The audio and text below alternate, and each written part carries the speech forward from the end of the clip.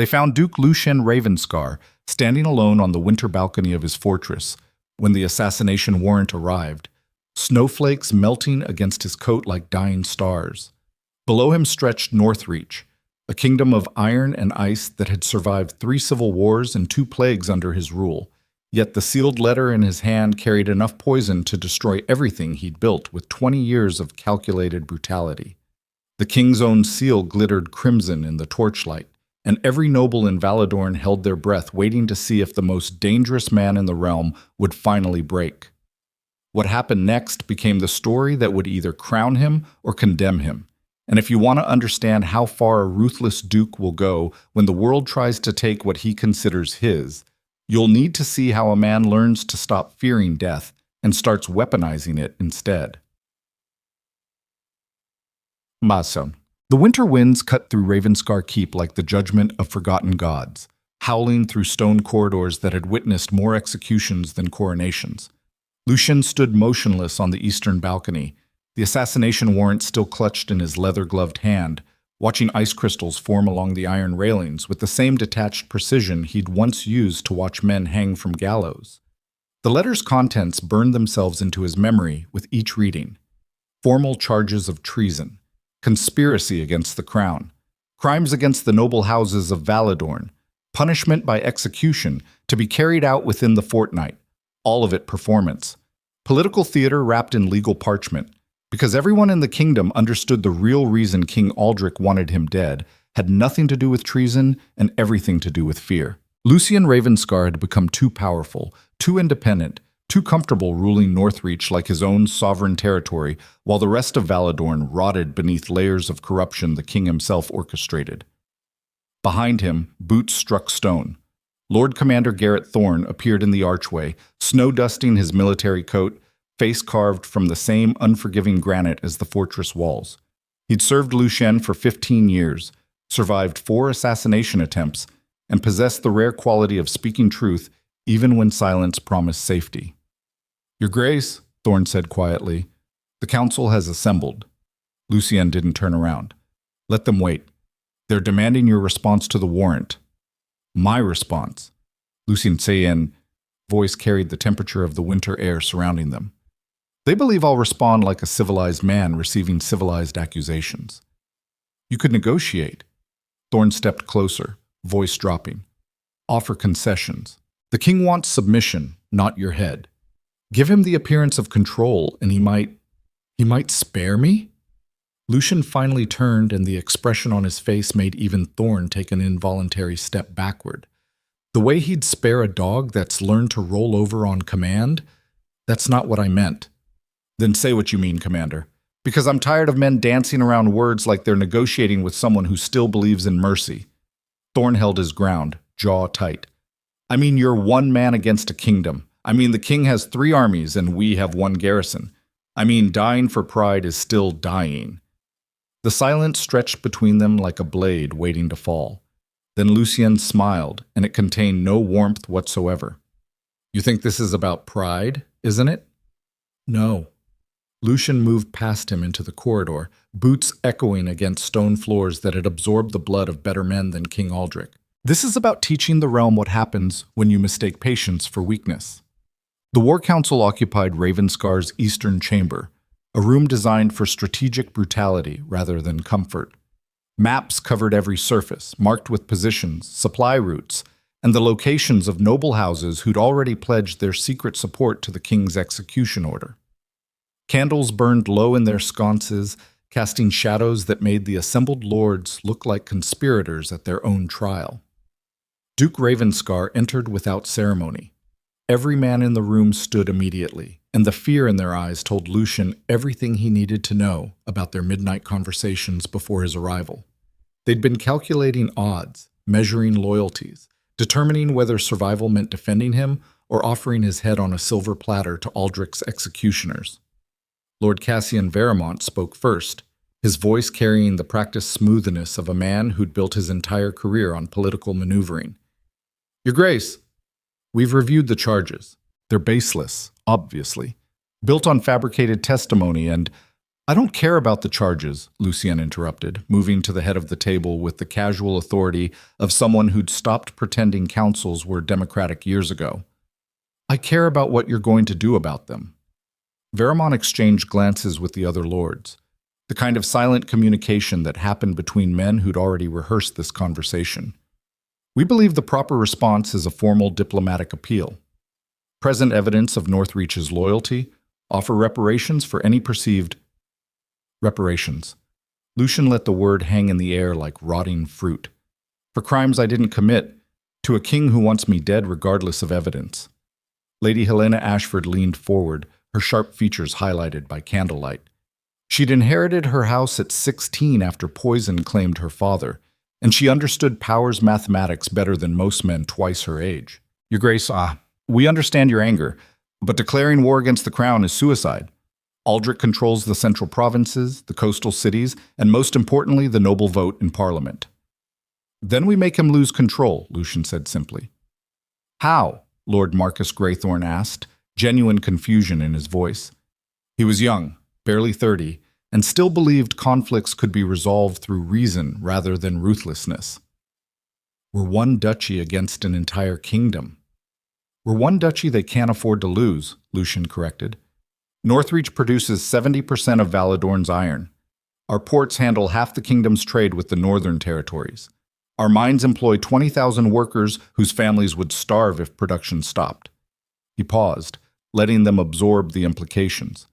The king knows if Northreach goes silent, his entire economy collapses within 6 months. You're suggesting economic warfare, Veramont said slowly. I'm suggesting we remind Aldrich that his crown sits on a throne built from our resources. Lucien placed both hands on the table, leaning forward. Every mine closes tomorrow. Every port shuts down. Every shipment of iron, coal, and timber stops moving south. We turn Northreach into a fortress the king can't breach without destroying the same wealth he's trying to seize. That's insane, Greythorne breathed. The merchants will revolt. The workers will understand they're choosing between temporary hardship and permanent slavery under southern nobles who see Northreach as conquered territory, Thorne interjected, speaking for the first time since entering the chamber. His loyalty to Lucien was absolute, forged through battles where other commanders had fled. His Grace isn't asking for your approval. He's informing you of reality. Helena studied Lucien with calculating eyes. And when the king sends his armies north?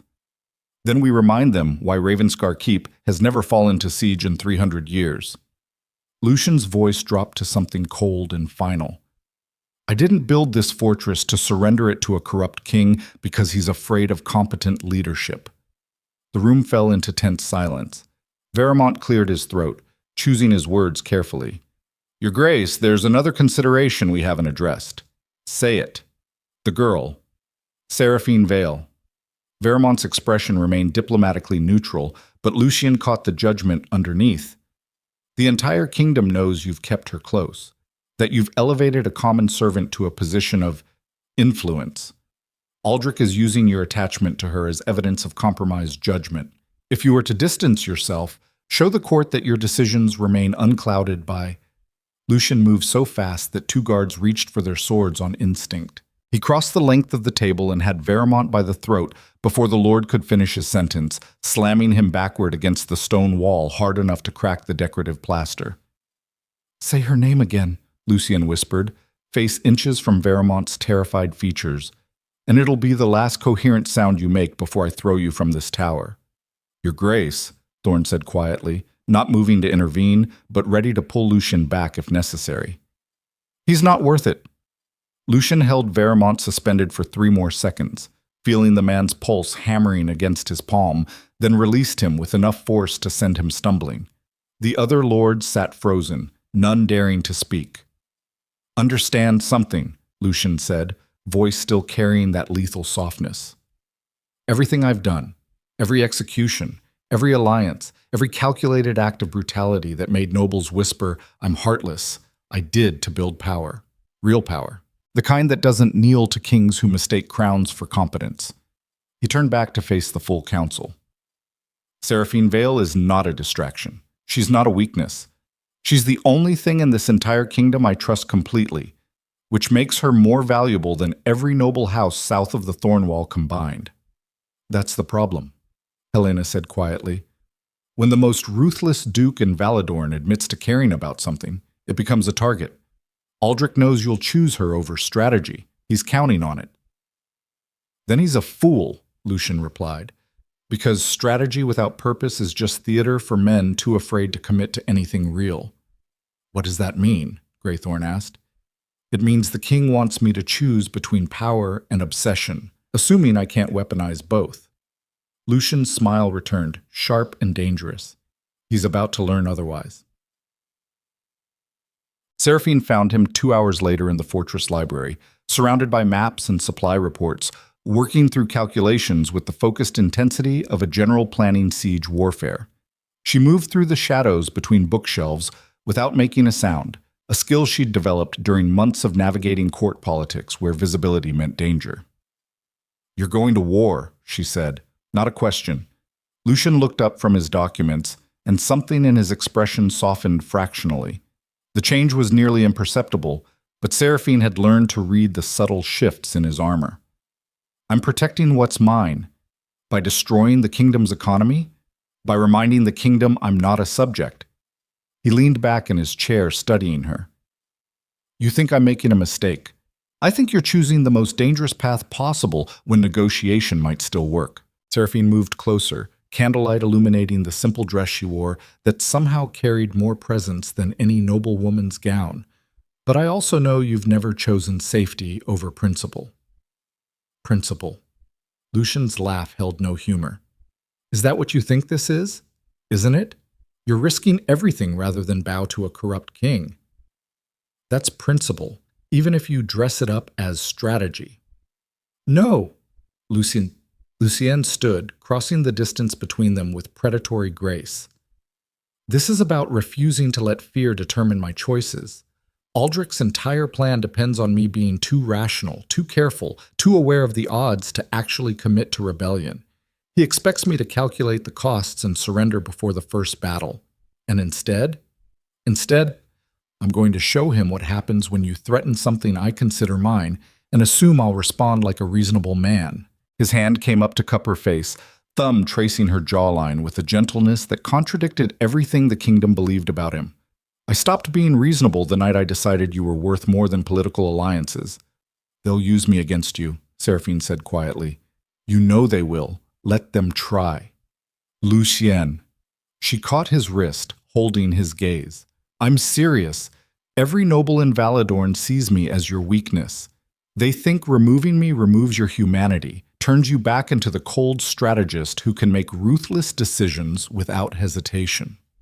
They're wrong." His other hand slid to her waist, pulling her closer. "You don't make me weak. You make me focused. Everything I've done since the Winter Tribunal has been about building a foundation strong enough that I never have to choose between you and survival. That's what terrifies them." "Good. Fear is the only language power understands." He leaned down, forehead touching hers. "I need you to trust me. When this gets worse, when nobles start dying and kingdoms start burning, I need you to remember I'm not losing control. I'm taking it." She pulled back enough to search his eyes. "What are you planning?" "Everything." His smile turned dangerous again. "Aldrich wants a war? I'll give him one that makes every future king think twice before threatening Northreach. But first, I'm going to make the entire realm understand exactly who you are to me." "Lucian." "Tomorrow night," he interrupted. "The grand sovereign ball. Every noble family in Valadorn will be watching. The king will demand I choose a politically advantageous bride to secure alliances and prove my loyalty." Her breath caught. "What are you going to do?" "What I should have done months ago. Claim you publicly, completely, irrevocably." He traced her bottom lip with his thumb, eyes dark with possession. "They think keeping you in the shadows protects me. I'm going to prove that declaring you mine destroys their entire strategy." "That's insane. You'll lose every ally." "I'll lose every coward who mistakes political convenience for loyalty," Lucian corrected. "The ones who remain will understand I don't negotiate for devotion. I command it. You're risking your life for a symbolic gesture." "No." His grip tightened fractionally. I'm rewriting the rules of engagement. Aldrich's plan requires me to care more about Northreach's stability than my own desires. Tomorrow night, I'm going to make it clear that you and Northreach's survival are the same priority. Attack one, attack both. Protect one, protect both. Seraphine felt her heart hammering against her ribs, caught between terror and something that felt dangerously close to hope. And if that makes you vulnerable, then I'll weaponize vulnerability. He kissed her forehead, gentle and absolute. Trust me. She did. That was the terrifying part. Because when Lucien Ravenscar made promises, kingdoms rearranged themselves to accommodate the consequences. The Grand Sovereign Ball transformed the royal palace into a battlefield disguised as celebration. Chandeliers dripped crystal light across marble floors, while musicians played compositions meant to soothe rather than inspire. Nobles from every corner of Valadorn gathered in their finest silks and jewels, faces arranged in careful neutrality that barely concealed the anticipation underneath. Everyone knew what was coming. The king had made his expectations clear through formal summons delivered to every house of consequence. Duke Ravenscar would appear before the assembled nobility and announce his selection of an appropriate bride from one of the southern families, thereby demonstrating his renewed commitment to Valadorn's unity and his rejection of the treasonous isolation that had characterized his recent governance. It was political theater written by men who'd never met a performance they couldn't control. Lucien arrived deliberately late, entering through the eastern doors with Seraphine on his arm like she belonged there, dressed in midnight blue silk that cost more than most nobles spent on their estates. The entire ballroom fell silent, music dying mid-note as every eye turned toward the most dangerous man in the kingdom, walking beside a common servant girl who wore his colors like armor. Thorn followed 3 steps behind, hand resting casually on his sword hilt, ready to kill anyone who moved wrong. King Aldrich sat on his elevated throne at the far end of the chamber, crown gleaming under chandelier light, surrounded by advisors whose expressions ranged from barely concealed triumph to genuine concern. He was 50 years old, handsome in the way powerful men often were, but Lucien could see the weakness underneath the ceremonial robes. A ruler who'd inherited authority rather than earning it, maintained through manipulation rather than strength. "Duke Ravenscar," the king said, voice carrying across the silent ballroom with practiced projection. "How generous of you to join us." Lucien didn't bow. "Your Majesty." "I received your summons, as did we all." Aldrich's smile could have frozen wine. "I trust you've given careful consideration to the matter we discussed. Your choice of bride represents not just personal commitment, but political alliance. The kingdom watches with great interest to see where your loyalties truly lie. The trap was elegant in its simplicity. Choose a southern bride, prove submission. Refuse, confirm treason. Either way, Aldrich won. Every noble in the room leaned forward fractionally, hungry for the spectacle. Lucien released Seraphine's arm and walked forward alone, boots echoing on marble, cutting through the assembled nobility like a blade through silk. He stopped at the base of the throne platform, close enough to see the calculation in Aldrich's eyes, far enough to avoid any appearance of submission. "You're right, Your Majesty," Lucien said clearly. "My choice does represent political alliance. It represents loyalty. It represents the foundation on which Northreach's future will be built." He turned slowly, addressing the entire ballroom. "For years, I've ruled through strength, through fear, through the kind of ruthless precision that made noble houses whisper, 'I possess no heart at all.'" Murmurs rippled through the crowd. They were right. Lucien's voice carried absolute certainty. "I did sacrifice humanity for power. I did execute men who threatened stability. I did build Northreach into a fortress that prioritized survival over sentiment, because I understood something the rest of Valadorn refused to accept." He paused, letting the tension build. Mercy is a luxury rulers can't afford when surrounded by predators. The king's expression hardened. "Is there a point to this confession, Duke Ravenscar?" "Yes." Lucien turned back to face him. "The point is that everything I built, every brutal decision I made, created enough power that I no longer need to sacrifice anything."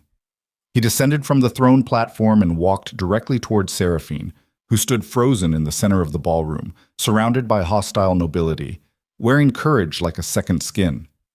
The entire kingdom went silent. Lucien stopped in front of her, reached into his coat, and withdrew the ancestral signet ring of House Ravenscar. The same ring his father had worn, and his grandfather before him, carrying 3 centuries of history in gold and obsidian. Then the ruthless Duke of Ravenscar, the man nobles feared more than plague, dropped to one knee before a common servant girl. The ballroom erupted in chaos. Nobles surged forward in protest. Advisors shouted warnings. Guards moved toward their weapons. King Aldrich rose from his throne, face contorted with rage. But Lucien's voice cut through the noise like winter wind through silk. "Seraphine Vale," he said, loud enough for every witness to hear. "I claim you, not as a concession to politics, not as evidence of weakness, but as the singular truth that will define House Ravenscar for every generation that follows." He slid the ring onto her finger while the kingdom watched in horror and fascination. "You are mine, my bride, my duchess, my absolute priority above crowns, kingdoms, and every coward who mistakes love for vulnerability." Seraphine's eyes glistened, but her voice remained steady. "You're destroying everything." "No." Lucien stood, pulling her against him with possessive finality. "I'm rebuilding it." He turned to face the king, who looked like he might call for immediate execution. "Your Majesty, you demanded I choose a bride who represents political alliance. I've chosen the only person in Valadorn whose loyalty doesn't require negotiation, who sees Northreach not as territory to exploit but as home worth protecting, who understands power without fearing it." "This is treason," Aldrich said, voice shaking with barely controlled fury. "You insult every noble house in the kingdom by elevating a common servant." "I elevate who I choose," Lucien interrupted, and the dangerous edge in his voice made even the king's guards hesitate. "Northreach is mine by right of blood and conquest. The woman I marry is my decision alone. If that constitutes treason, then every duke in Valadorn who's married for political advantage rather than royal permission is equally guilty." The logic was flawless and infuriating. Aldrich descended from his throne, abandoning pretense. "You think this display of defiance protects you? You think proclaiming your obsession with a peasant girl makes you look strong?" "I think it makes my priorities clear," Lucien replied. "Attack her. Attack me. Threaten her. Threaten Northreach. There's no separation anymore, no vulnerability to exploit. She's not a weakness you can remove to make me rational again. She's the reason I'm willing to burn this entire kingdom to ashes if you force my hand." The threat hung in the air like drawn steel. "You're one man," the king said quietly. "I'm one man who controls the resources keeping your economy functional," Lucien corrected.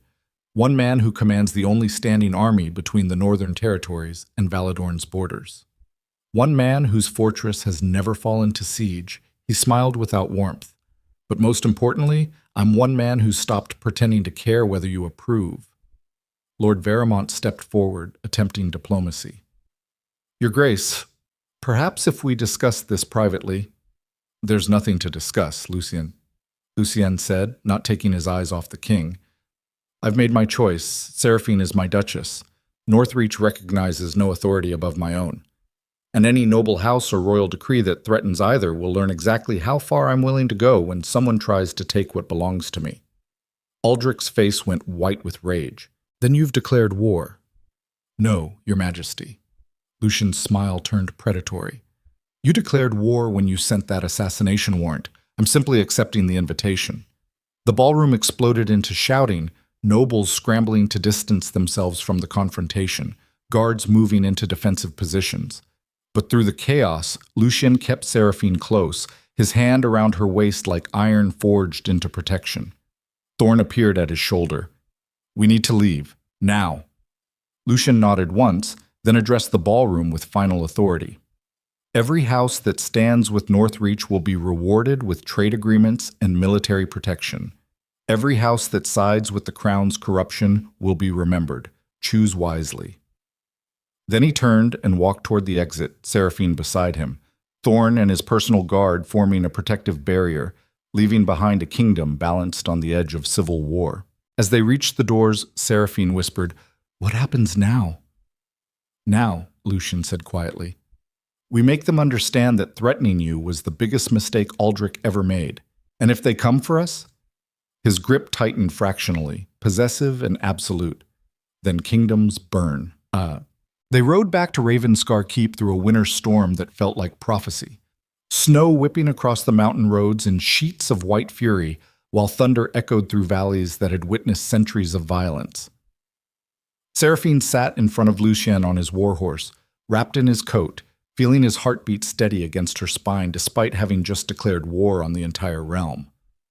"You're not afraid," she said over the wind. Terrified, he corrected against her ear. "But not of Aldrich." "Of what?" "Failing you." His arms tightened around her waist. "Everything I said in that ballroom was truth. You're not just important, you're the foundation. If I lose you, nothing else matters. You won't lose me. I killed 12 men last month who thought the same thing about their power." Lucian's voice carried the weight of experience. "Confidence is how rulers die." "Then what makes you different?" "I'm willing to become worse than my enemies to protect what's mine." He paused. "That's not heroism, Seraphine. That's obsession. And obsession makes men dangerous in ways honor never could." She turned enough to see his profile, sharp and merciless in the storm's darkness. "I know who you are, Lucien, what you're capable of, what you've done, and I'm still here. That's what terrifies me." His expression softened fractionally. "You should run, should see what I'm becoming, and choose survival over loyalty." "Should I?" "Yes. But I won't. I know." He kissed her temple, gentle despite the violence promised in his earlier declarations. "That's why I'll destroy anyone who tries to separate us." They reached Ravenscar Keep as midnight bells rang across Northreach, the fortress appearing through snow and darkness, like something carved from nightmares and necessity. Guards opened the gates immediately, soldiers moving into defensive positions, preparing for the siege everyone knew was coming. Thorn met them in the courtyard, snow dusting his shoulders. "The mines are closed. Ports are shutting down within the hour. Merchants are panicking, but complying. We're ready. How long before Aldrich responds?" Lucien dismounted, helping Seraphine down with careful precision. 3 days? Maybe 4. Thorn's expression remained grim. He'll send diplomats first, offer last chances for peaceful resolution, which will refuse, which will give him justification for military action. Thorn paused. "Your Grace, the Council is requesting emergency session. Tell them to wait until morning." Lucien turned toward the keep's entrance, hand finding Seraphine's automatically. "Tonight, I'm done making decisions for other people's comfort." They climbed the fortress stairs together, past tapestries depicting Ravenscar's military history, through corridors that had witnessed more political executions than royal weddings. Servants bowed as they passed, faces carefully neutral, but Seraphine caught the mixture of fear and fascination in their eyes. She'd become something unprecedented, a common girl wearing a duke's ring, a servant transformed into duchess through declaration rather than bloodline. And every person in Ravenscar Keep understood that her survival now determined the kingdom's future. Lucien's chambers occupied the eastern tower, designed for security rather than luxury. Heavy doors, reinforced locks, windows that offered strategic views of approaching armies. He'd lived here for 20 years, building power in isolation, and the space reflected that singular focus. Until Seraphine. Now books she'd requested lined the shelves, art she'd admired hung on stone walls, small changes that transformed a fortress into something almost resembling a home. Lucien locked the door behind them, then just stood there, watching her with an intensity that made her breath catch. "Say it," she whispered. "You should leave," he repeated. "Take gold, take horses, take Thorn's best soldiers, and disappear into the northern territories before Aldrich's armies arrive. I can protect Northreach, but protecting you while fighting a kingdom requires choosing between victory and obsession, and I've already proven which one matters more. I'm not leaving." "Seraphine?" "No." She crossed to him, placing both hands on his chest. "You don't get to make this choice for me. I know what staying means. I know the danger. But I also know what running means, and I refuse to become another person who abandons you because protecting me requires sacrifice. This isn't about abandonment." His hands came up to frame her face. "This is about you surviving even if I don't. Then we die together." Her voice carried absolute certainty. Because I didn't fall in love with the ruthless duke everyone fears. I fell in love with the man underneath the armor, and that man needs to understand his life has value beyond what he can protect. Something in Lucien's expression cracked. Years of carefully maintained control fracturing under the weight of being truly seen. You don't know what you're asking. Yes, I do. She pulled him down until their foreheads touched. I'm asking you to believe you're worth saving, not just as Northreach's duke, not just as my protector, but as someone who deserves to survive this war. I've never been worth saving, he whispered. You're wrong. Seraphine's voice remained steady even as tears tracked down her face. You're everything Valador needed and nothing they deserved. And I will stand beside you through every battle, every betrayal, every moment they try to make you choose between humanity and victory. Lucien kissed her then, desperate and possessive, like she was oxygen and he'd been drowning for years. His hands tangled in her hair, pulling her closer, trying to absorb her certainty through proximity alone. When they finally broke apart, he rested his forehead against hers, breathing hard. I will burn this kingdom to ash before I let them take you, he said quietly. Every noble house that threatens you, every soldier who approaches Ravenscar with hostile intent, every scheme Aldrich creates to separate us. I will respond with such overwhelming brutality that future generations tell stories about what happens when you threaten a Ravenscar. I know. That doesn't frighten you? Seraphine smiled, sad and certain. Everything about you frightens me, Lucien. The violence, the ruthlessness, the capacity for calculated cruelty. She traced his jaw with gentle fingers. But it also makes me feel safer than I've ever felt in my life. Because I know you'll never become the monster everyone believes you are as long as I'm here to remind you otherwise. You have too much faith in my humanity. Maybe. She kissed him softly. Or maybe I just see what you refuse to acknowledge. That every brutal decision you've made was about protecting something worth preserving. And now that includes us. Lucien pulled her against him, holding tight enough to hurt, and she let him, understanding he needed physical confirmation of her presence. Outside, wind battered the fortress walls and snow buried the kingdom in white silence. Somewhere south of Northreach, King Aldrich was already assembling armies. Somewhere in the shadows, assassins were calculating approaches. And somewhere in the darkness between stars and stone, forces neither of them fully understood were beginning to move, drawn to the chaos that happened when obsession collided with authority. But for now, in this moment, Seraphine and Lucien stood together in a fortress built on violence and maintained through fear, choosing each other above kingdoms, survival, and every rational argument against what they were becoming. Tomorrow would bring war. Tonight belonged to them. And when morning arrived, the realm would learn exactly how dangerous a ruthless duke became when you gave him something worth killing for beyond power itself. The knock came at dawn. Lucien was already awake, standing by the window watching first light break across Northreach's frozen landscape, Seraphine still sleeping in his bed, when Thorn's urgent summons shattered the fragile peace. He opened the door to find his commander's face ashen. What is it? Thorn handed him a sealed letter, hands trembling fractionally. It arrived by Raven an hour ago, from Lord Veramont. Lucien broke the seal, scanning the contents, and felt something cold settle in his chest. The message was brief, elegant, devastating. Duke Ravenscar, the Council has deliberated regarding your actions at the Grand Sovereign Ball and their implications for Northreach's stability. While we recognize your authority in matters of personal choice, we cannot support decisions that place the entire duchy at risk for the sake of individual obsession.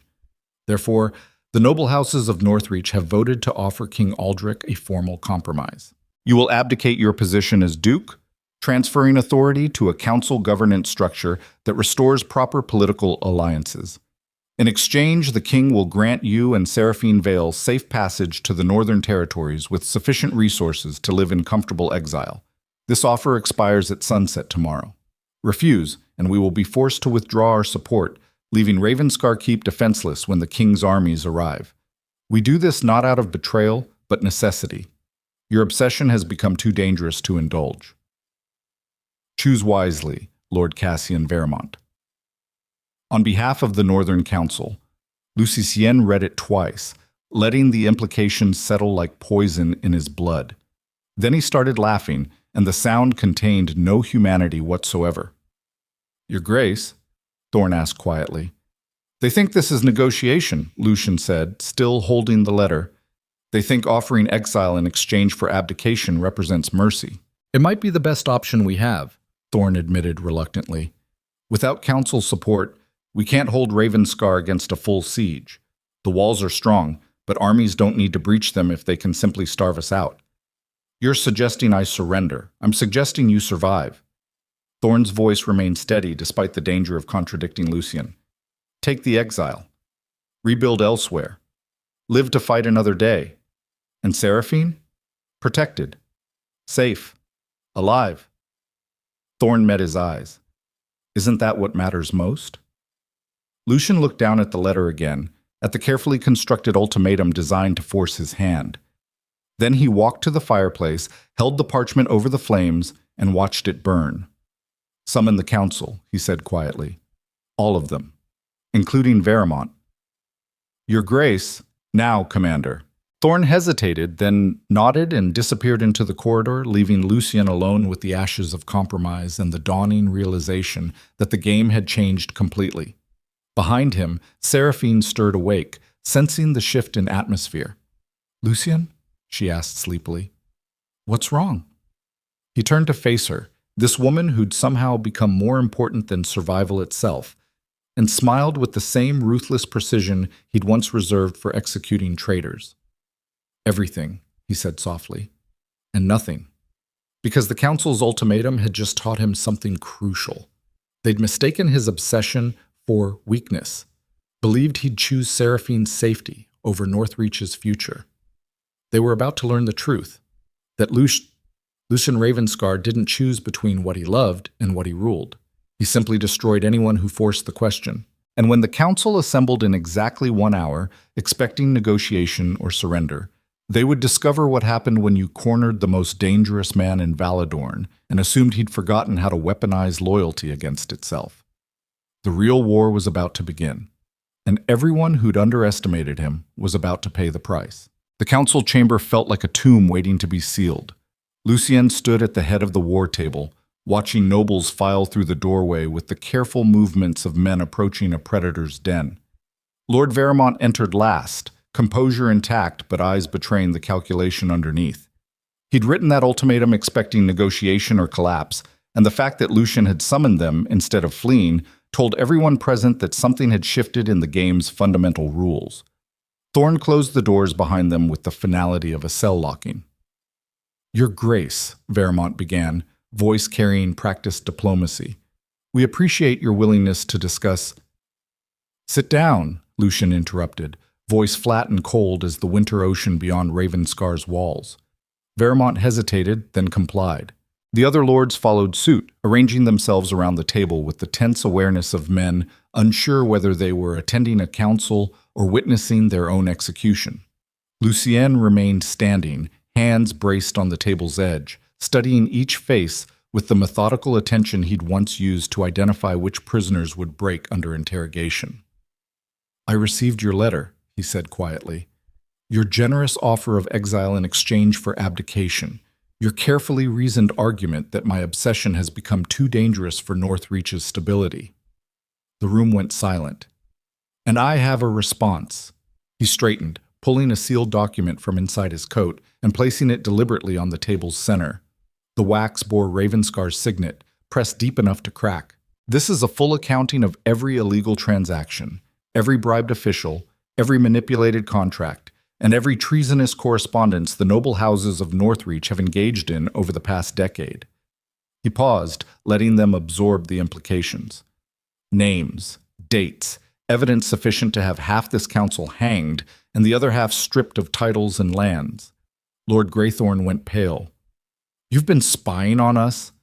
"I've been governing," Lucien corrected, "which requires understanding who can be trusted and who requires leverage to maintain loyalty." He tapped the document. "This represents insurance I hoped never to use. But then you decided my personal choices warranted betrayal, so now we're clarifying the terms of our relationship." "You're threatening us," Veramont said, voice tight. "I'm reminding you that power doesn't flow from noble birth or majority votes. It flows from knowing exactly where everyone's vulnerabilities lie and being willing to exploit them without hesitation.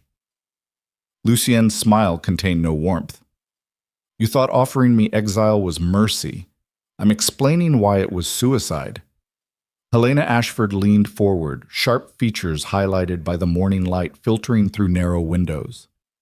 And if we refuse to withdraw our ultimatum, if we stand by our decision to protect Northreach from your increasingly erratic leadership, then tomorrow morning, copies of that document reach King Aldrich's court, the merchant guilds, and every noble house south of the Thornwall. Lucien's voice remained conversational. Your treason becomes public record. Your families lose everything, and the chaos that follows will make the current crisis look like minor political theater. You destroy us to maintain control? Greythorn asked, genuine horror in his voice. No, Lucien replied. I destroy you to teach the next generation of nobles that threatening what I consider mine has consequences that outlast individual lifetimes. There's a difference. The distinction hung in the air like drawn steel. Veremont's hands were shaking fractionally, but his voice remained steady. So we have no choice. Comply or face ruin. You always had a choice, Lucien said. Stand with me or stand against me. Support Northreach's independence or sell out to Aldrich's corruption.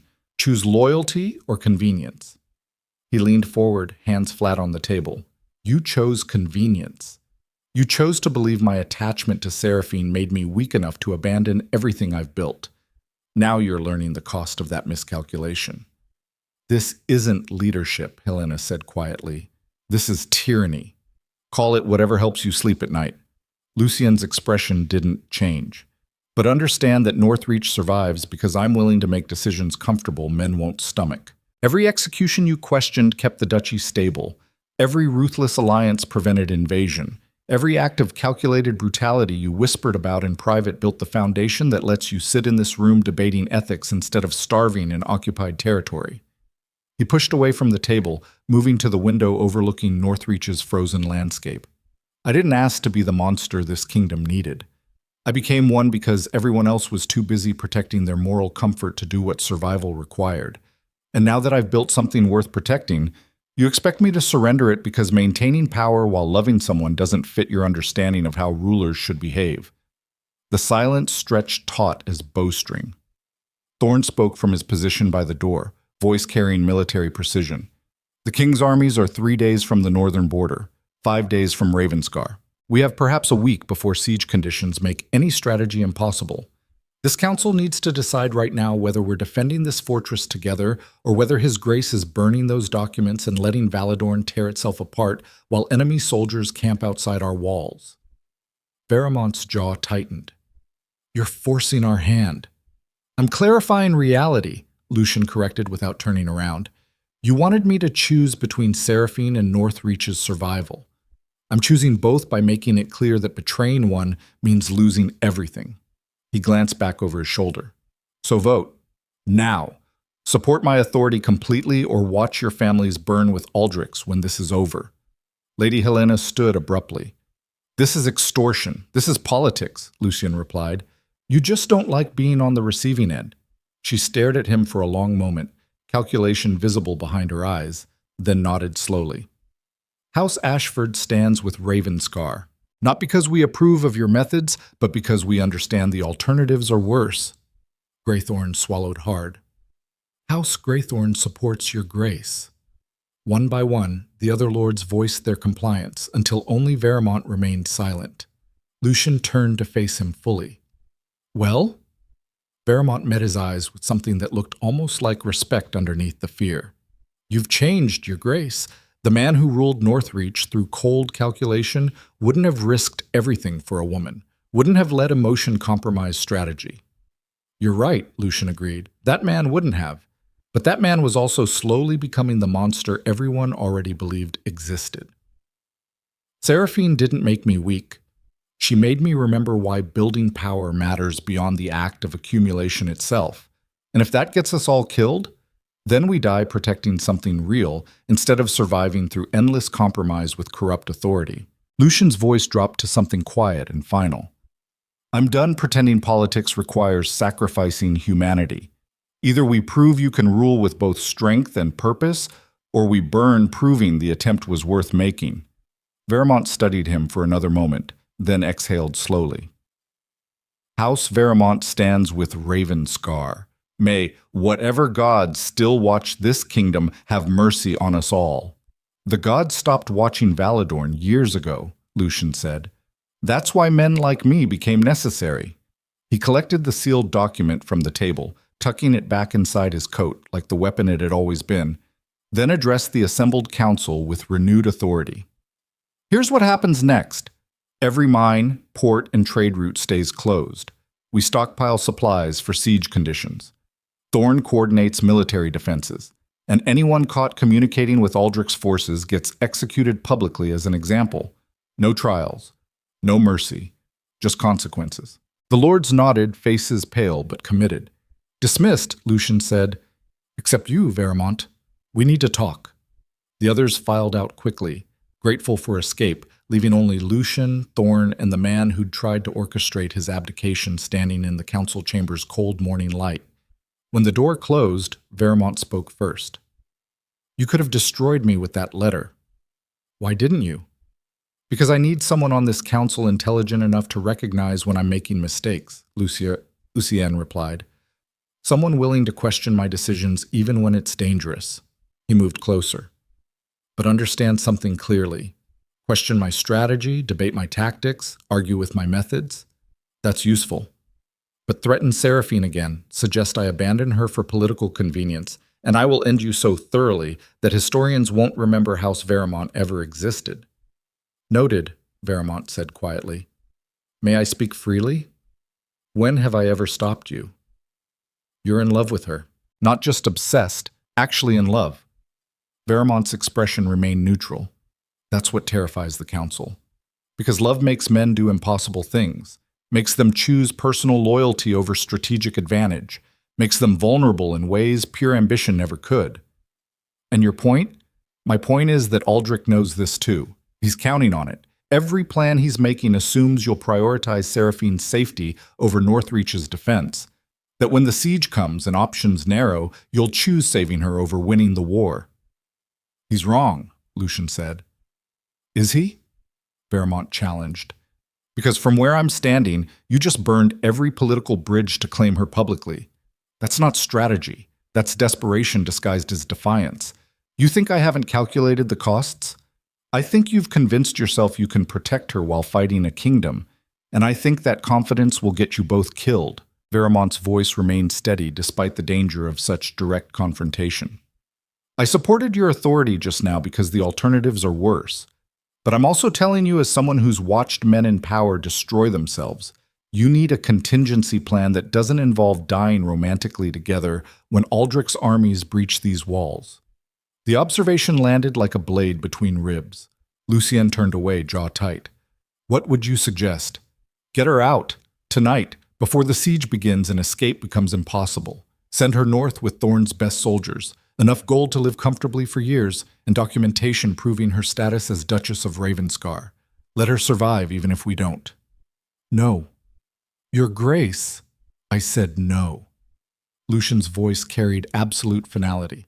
I didn't claim her publicly just to hide her when consequences arrived. We survive together or we burn together, but I will not ask her to live in exile while I die defending a fortress we should have shared. Then you've already lost, Veramont said quietly. Because Aldrich doesn't need to breach Ravenscar. He just needs to wait until protecting her compromises your defense enough that victory becomes impossible. Let him try. Lucien turned back, and something in his expression made even Veramont step back involuntarily. Every strategy Aldrich's creating assumes I'll hesitate, assumes love makes men cautious. He's about to learn what happens when obsession removes hesitation entirely. What does that mean? It means I'm done playing by rules designed to make power comfortable. Lucian's smile turned dangerous. If Aldrich wants war, I'll give him war, but not the kind he's expecting. Not siege warfare and starving civilians and negotiations that buy time for better positioning. He paused. I'm going to make him understand that threatening Seraphine was the last mistake his kingdom will ever forgive him for making. You're talking about total war, Veramont breathed. I'm talking about rewriting the definition until every future king thinks twice before threatening Northreach. Lucian moved toward the door. Get the council ready for emergency military planning. We have 3 days to turn this fortress into something that makes Aldrich regret leaving his palace. And the girl? The Duchess, Lucien corrected sharply, stays exactly where she belongs.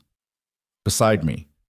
Where I can protect her the way I should have from the beginning, instead of hiding her to preserve political comfort. He left Veramont standing alone in the council chamber, already calculating the impossible logistics of defending a fortress while refusing to sacrifice the one thing that made victory meaningful. But as Lucian climbed the tower stairs toward his chambers, where Seraphine waited, he understood something Veramont didn't. This war had stopped being about Northreach's independence the moment Aldrich sent that assassination warrant. Now it was about proving you could love something completely without becoming weak. And if that required burning kingdoms to demonstrate the principle, then kingdoms would burn. Because Lucy Yen Ravenscar had spent 20 years becoming the monster everyone feared. It was time to show them what that monster looked like when it stopped pretending to be civilized. He found Seraphine in his private study, surrounded by maps and supply reports, working through logistics with the same focused intensity she'd once used to survive the streets before the Winter Tribunal. She'd changed from the midnight silk into practical wool and leather, hair pulled back, looking more like a general planning campaigns than a duchess waiting for rescue. She glanced up when he entered, reading his expression instantly. How bad? Veramont tried to force my abdication in exchange for exile. Lucien closed the door, locking it with habitual precision. The council voted to support me after I threatened to destroy their families if they didn't. So we're committed. Completely. He moved to stand beside her, studying the maps she'd been analyzing. The king's armies are 3 days out. Thorne estimates 5 days before siege conditions begin. After that, we're trapped inside these walls until either Aldrich gives up or we starve, neither of which seems likely. Seraphine's voice remained calm despite discussing their potential death. What's our advantage? Ravenscar's never fallen to siege in 300 years. The walls are 40 feet of reinforced stone.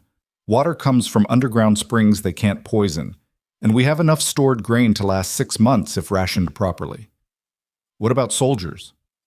1,500 trained troops, another 1,000 civilians who can fight if necessary, against Aldrich's 20,000. Lucian's expression remained neutral. The numbers aren't favorable, but you're not surrendering. No, because of me.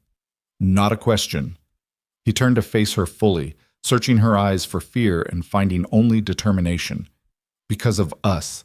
Because the moment I let them force me to choose between you and survival, I prove every noble in Valadorn right about love being weakness. And if we die, then we die proving they were wrong. His hand came up to cup her face. I need you to understand something. Veramont suggested sending you north tonight, hiding you until this is over. What did you say? I told him no, that we survive together or burn together. Lucien's thumb traced her cheekbone. But he was right about one thing. Keeping you here compromises every defensive strategy, makes me vulnerable in ways pure ruthlessness never would. If you want to leave, if staying feels like choosing death over survival, I'll understand. You're an idiot, Seraphine said quietly. Probably. I didn't fall in love with you so I could run when consequences arrived. She caught his wrist, holding his gaze. I chose this. Chose you.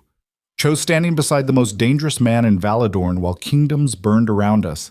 You don't get to protect me by sending me away now. I'm trying to keep you alive. Then keep us both alive. She pulled him closer. Fight for victory, not martyrdom. Win this war. Claim Northreach's independence and prove you can be ruthless and human at the same time. What if I can't? Then we improvise. She smiled, fierce and certain. But we do it together. Lucy Yen kissed her then, desperate and possessive, trying to memorize the taste of her certainty before war made promises impossible to keep. When they broke apart, he rested his forehead against hers, breathing hard. I'm going to do terrible things in the next few days, he whispered. Things that make my previous brutality look restrained. I need you to be ready for that. I know who you are, Seraphine replied. what you're capable of. It doesn't change anything. It should, but it doesn't. She traced his jaw with gentle fingers.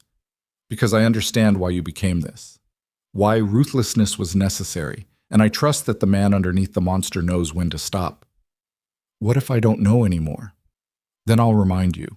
She kissed him softly. That's what I'm here for.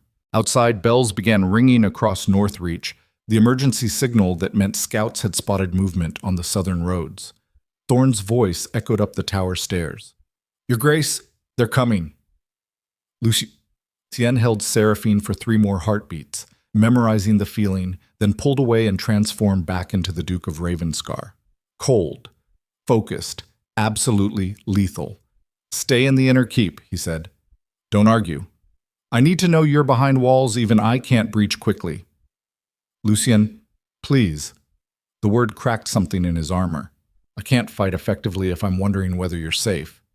Seraphine studied him for a moment, then nodded. But you come back. Promise me. I promise. He kissed her forehead, gentle and final, then turned and walked toward the door where war waited with patient inevitability. As he descended the stairs, Thorne fell into step beside him, face grim. Scouts report Aldrich's forward cavalry just crossed the Thornwall Pass. Main force approximately 6 hours behind them.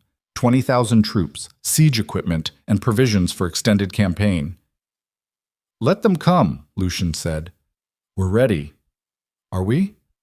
Thorne glanced at him. Because Varamont's right. Keeping the Duchess here limits our tactical flexibility.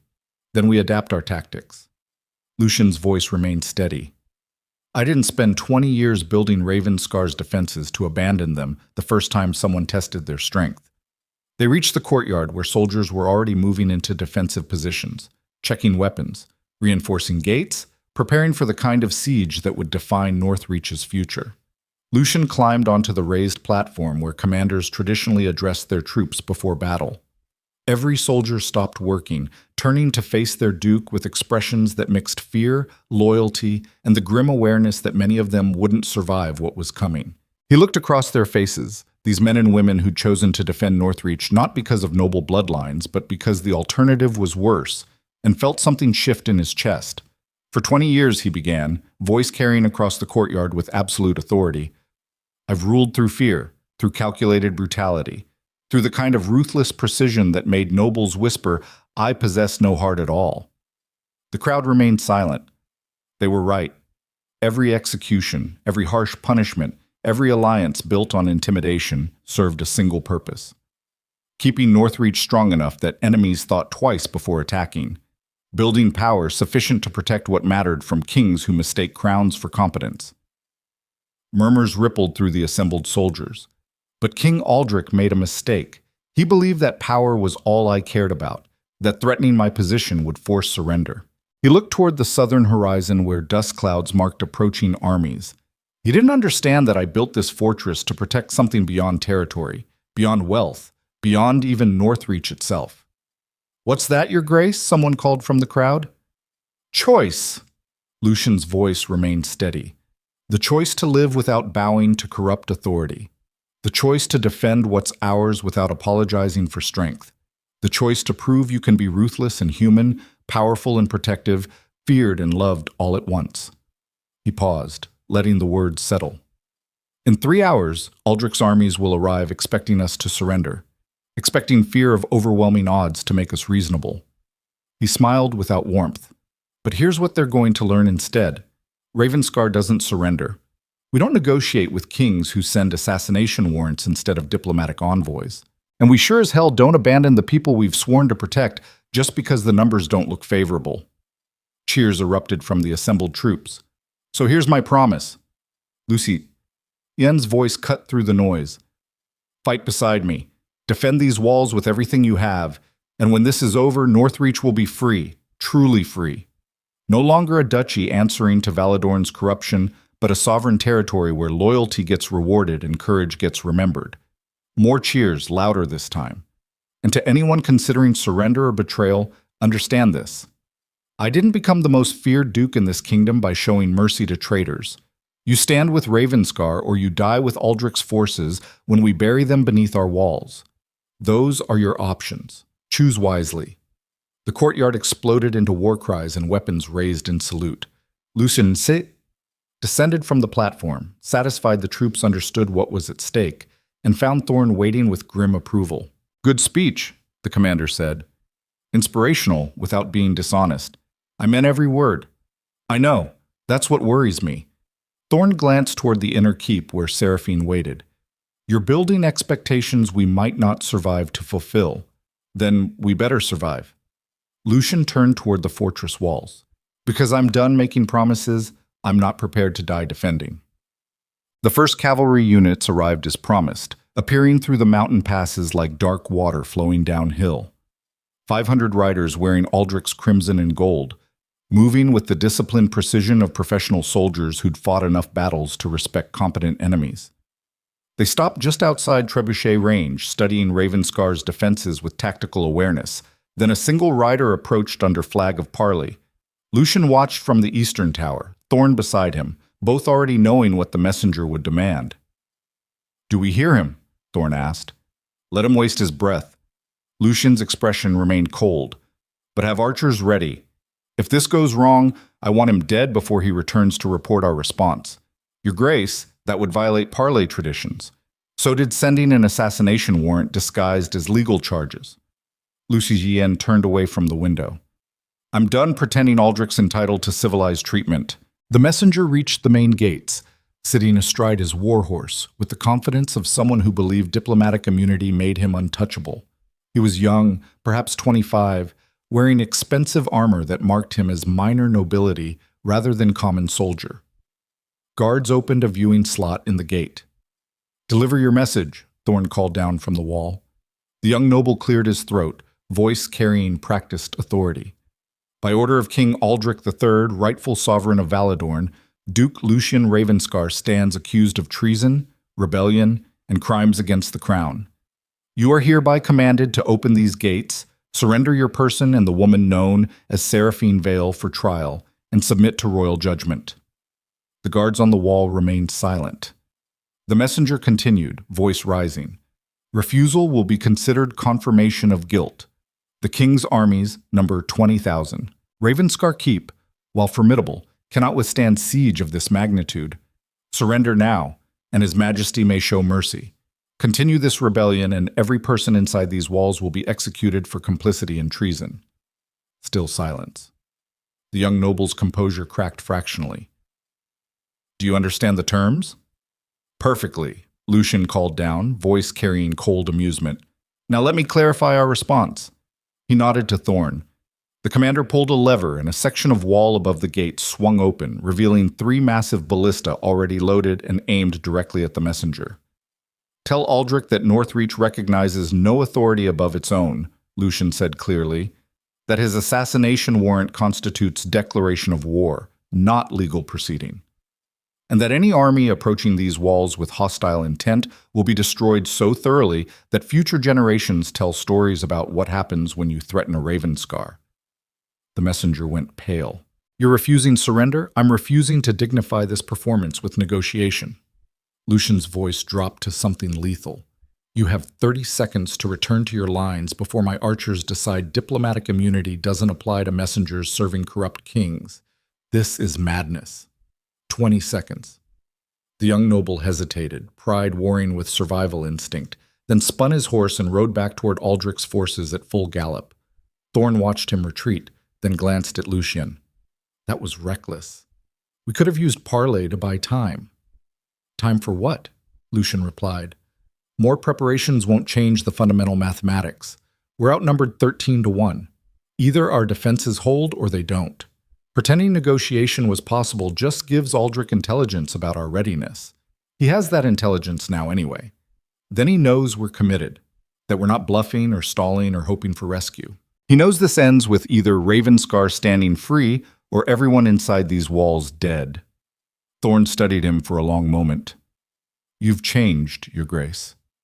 The man I served 5 years ago would have calculated odds and found a way to survive regardless of cost. That man didn't have anything worth dying for beyond power itself," Lucien said quietly. "Now I do. Before Thorn could respond, horns sounded across the valley. The main force had arrived.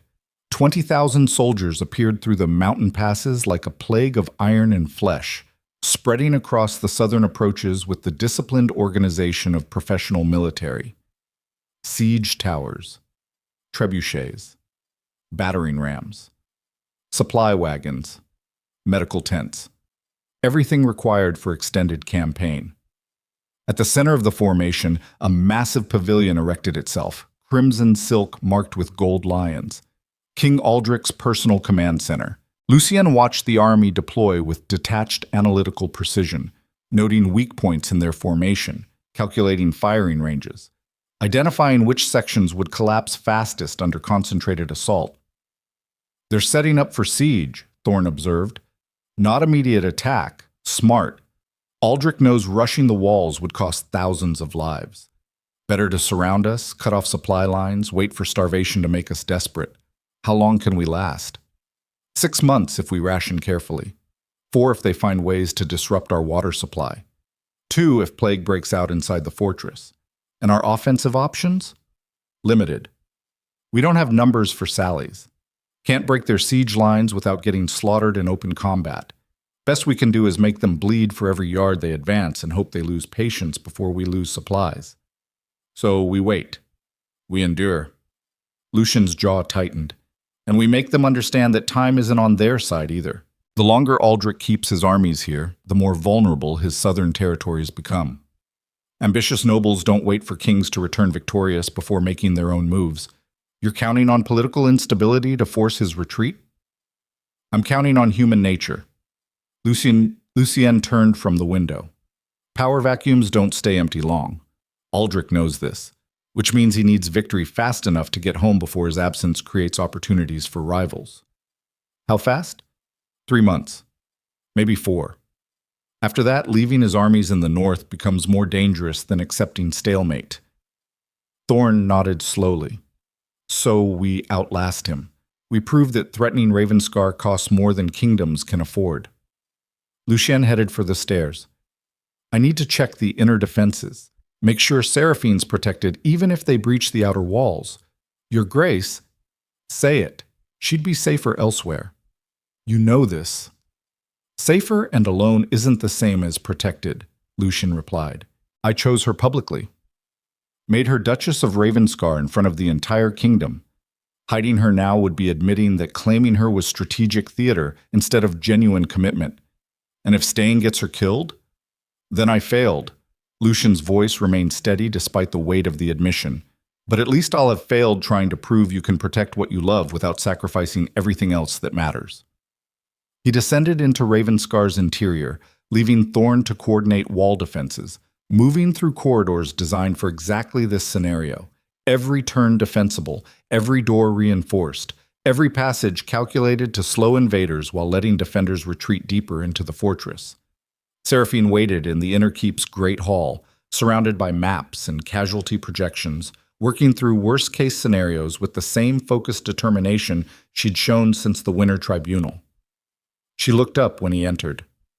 "They're here, 20,000 strong. Siege equipment, supplies for months."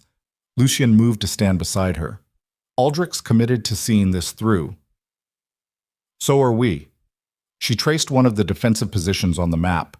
"Thorn's plan assumes the outer walls hold for at least 6 weeks. Is that realistic? If they don't find ways to undermine the foundations or poison our water supply, yes." He paused. "But sieges don't follow plans. Something always breaks that wasn't supposed to. Then we adapt." Seraphine's voice remained calm. "You've been preparing for this your entire life. Every brutal decision, every ruthless alliance, every execution that made nobles whisper you were heartless, it all built toward this moment.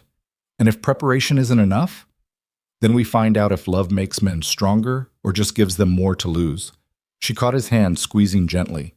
"But either way, we find out together." Lucien pulled her against him, holding tight, trying to memorize the feeling before war made comfort impossible. Outside, the first siege engines began their work, massive trebuchets launching stones toward Ravenscar's walls with enough force to crack weaker fortifications. But Ravenscar wasn't built by weaker men. And as the first impact shook the ancient stones without breaking them, everyone inside understood the same truth. This war wouldn't be won quickly. It would be measured in endurance, attrition, and which side could sustain horror longest without breaking. And somewhere in the darkness between certainty and chaos, Lucien Ravenscar stood holding the woman who'd become more important than survival itself, preparing to prove that obsession could be weaponized just as effectively as fear. The siege had begun, and the kingdom was about to learn what happened when you forced a ruthless duke to choose between everything he'd built and the only thing that made building it worthwhile. Because kingdoms could survive war, but nothing survived the obsession of a man who'd stopped caring whether he lived through victory as long as what he loved remained standing when the smoke cleared. The siege entered its fourth week with the grinding inevitability of glaciers crushing stone. Every morning brought fresh bombardment from Aldrich's trebuchets, massive stones arcing through winter air to crash against Ravenscar's walls with impacts that shook the fortress to its foundations. Every night brought attempts at undermining, enemy sappers digging tunnels meant to collapse defensive positions from below. And every hour between dawn and darkness carried the slow psychological erosion of watching 20,000 soldiers wait patiently for starvation to accomplish what military assault couldn't. Lucien stood on the eastern rampart watching sunrise paint blood across the horizon, counting the siege towers being assembled in Aldrich's camp with methodical precision. 3 completed. 2 more under construction. Another week, and they'd have enough to attempt a coordinated assault on multiple wall sections simultaneously. The mathematics were brutally simple. Ravenscar's garrison numbered 1,500 trained soldiers, plus civilian volunteers who could hold defensive positions but lacked experience for sustained combat. Against 20,000 professional troops with siege equipment, endurance became the only viable strategy. Make every yard cost enough blood that Aldrich's nobles started questioning whether conquering Northreach was worth the casualties. So far, the walls held, but walls didn't account for human weakness. Thorn appeared beside him, face haggard from weeks of rotating sleep schedules and constant tactical adjustments.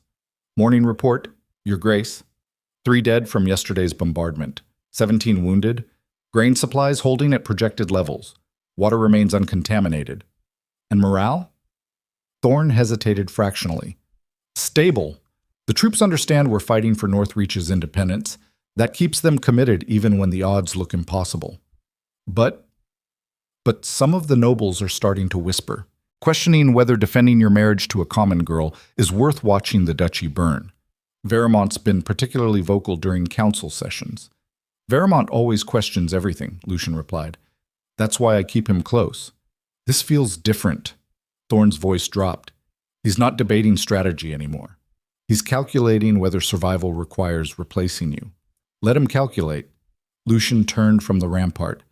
As long as calculations don't become action, he's useful. The moment they do, he's dead. Your Grace. I mean it, Commander. We're 4 weeks into siege conditions. Everyone's exhausted, terrified, and looking for someone to blame. If I show weakness now, if I let nobles think betrayal is an option worth considering, this fortress falls from within before Aldrich ever breaches the walls. Understood. Thorn paused. The Duchess requested to see you, said it was urgent. Lucien felt something cold settle in his chest. Where is she? Inner keep, private chambers. She wouldn't say what it was about, but she looked worried. He moved immediately, leaving Thorn to coordinate morning defenses, descending through Ravenscar's interior with growing unease. Seraphine didn't worry easily. She'd faced assassination attempts, noble conspiracies, and weeks of siege warfare with steady determination. If something had shaken her composure, it represented genuine threat. He found her in his study, standing by the window overlooking the inner courtyard, shoulders tense beneath simple wool dress that had replaced the Duchess silks weeks ago when practicality became more important than appearance. She turned when he entered, and the expression on her face confirmed his worst suspicions. Something's wrong, she said quietly. Tell me. Seraphine crossed to the desk, pulling out a sealed letter written on expensive parchment. This arrived an hour ago, smuggled through the siege lines by someone inside the fortress. She handed it to him. It's addressed to you, but the messenger delivered it to me instead. Lucien broke the seal, recognizing King Aldrich's personal signet immediately, and read the contents with growing fury. The letter was brief, precise, devastating. Duke Ravenscar, 4 weeks of siege has demonstrated your commitment to rebellion. Unfortunately, it has also demonstrated the futility of your position. Your walls remain intact, but walls don't feed soldiers or prevent disease or replace casualties that mount with each passing day. I offer one final opportunity for peaceful resolution. Surrender yourself for trial. Accept execution as the price of treason. In exchange, I will grant Seraphine Vale safe passage to territories of her choosing, sufficient gold to live comfortably, and formal pardon for any involvement in your crimes. Additionally, I will spare Northreach itself. No executions beyond your own, no occupation, no punitive seizure of lands or titles. The duchy continues under council governance, preserving everything you claim to have built. All this requires is your life in exchange for hers. Refuse, and when these walls eventually fall, every person inside dies. Your soldiers, your servants, your nobles, and Seraphine most painfully of all, as example to future generations about the cost of loving traitors. You have 3 days to decide whether your pride matters more than her survival. Choose wisely, King Aldrich III. Lucian read it twice, feeling rage and calculation war for dominance, then looked up to find Seraphine watching him with eyes that had already understood the trap's elegant brutality. He wants you to sacrifice yourself, she said quietly. Trade your life for mine and Northreach's survival. He wants me to prove love makes men weak. Lucian crumpled the letter with controlled violence. That obsession compromises judgment enough that I'd choose saving you over winning the war. And will you? The question hung between them like drawn steel. No, Lucian said finally, because accepting his offer means admitting everything we fought for was personal obsession instead of genuine principle. It means proving the council right that keeping you close compromised my ability to rule effectively. Even if refusing gets me killed? Even then. He moved closer, hands coming up to frame her face. I didn't claim you publicly just to surrender you the moment consequences arrived. We survived together or died together, but I will not give Aldrich the satisfaction of watching me break. Seraphine studied his expression for a long moment, then exhaled slowly. I was afraid you'd say that. You wanted me to accept? I wanted you to have the option. She caught his wrists. But I also know that's not who you are. You don't negotiate with corrupt kings. Don't trade lives for temporary safety. Don't compromise core principles even when the alternative is death. You sound like you approve.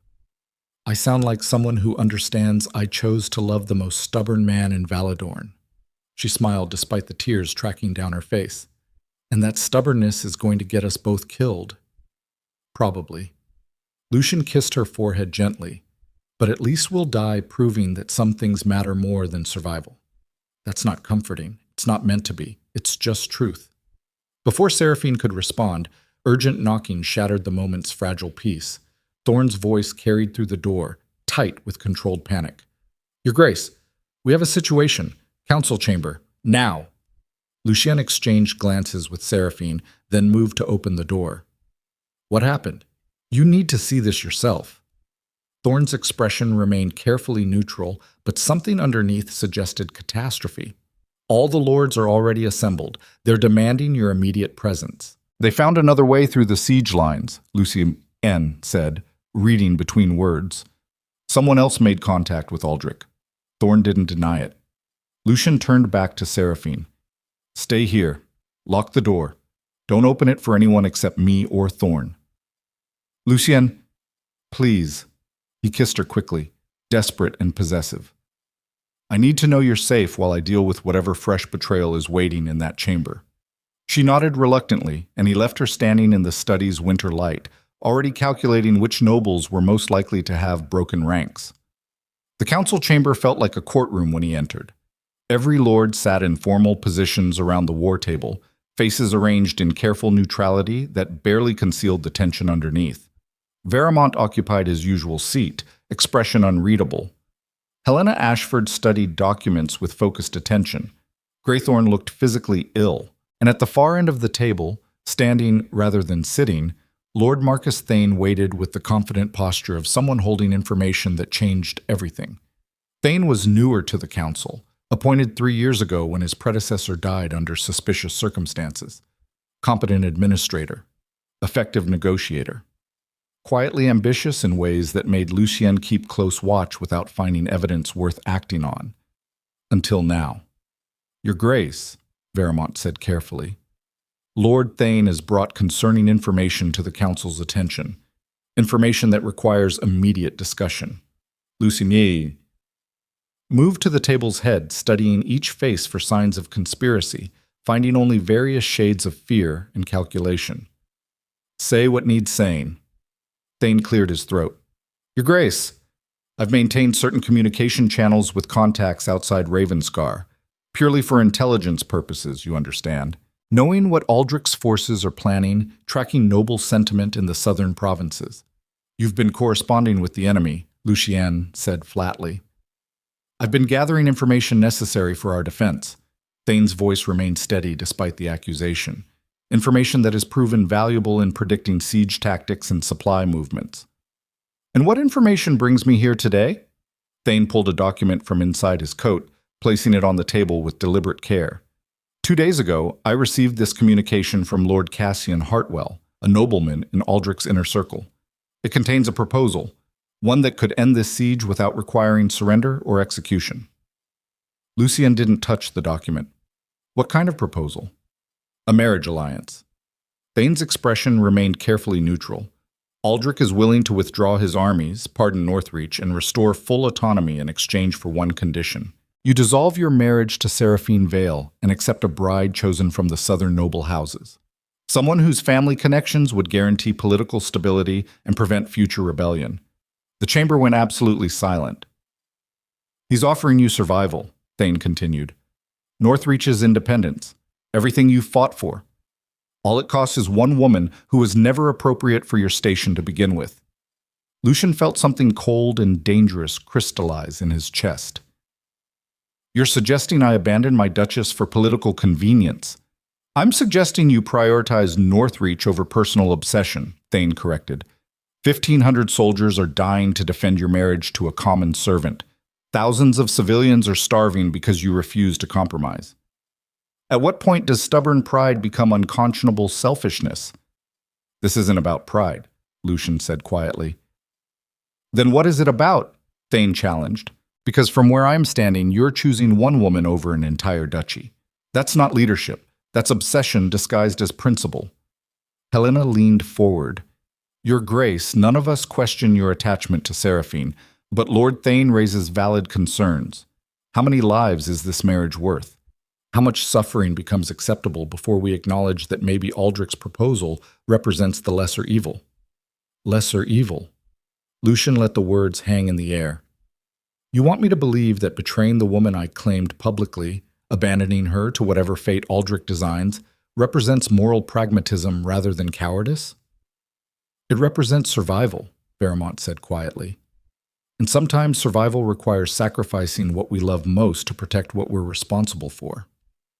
Lucien turned to him slowly. You support this? I support considering every option before we all die defending a romantic gesture. Veramont's voice remained steady. You made Seraphine your Duchess in an act of defiance. It was bold, inspiring even.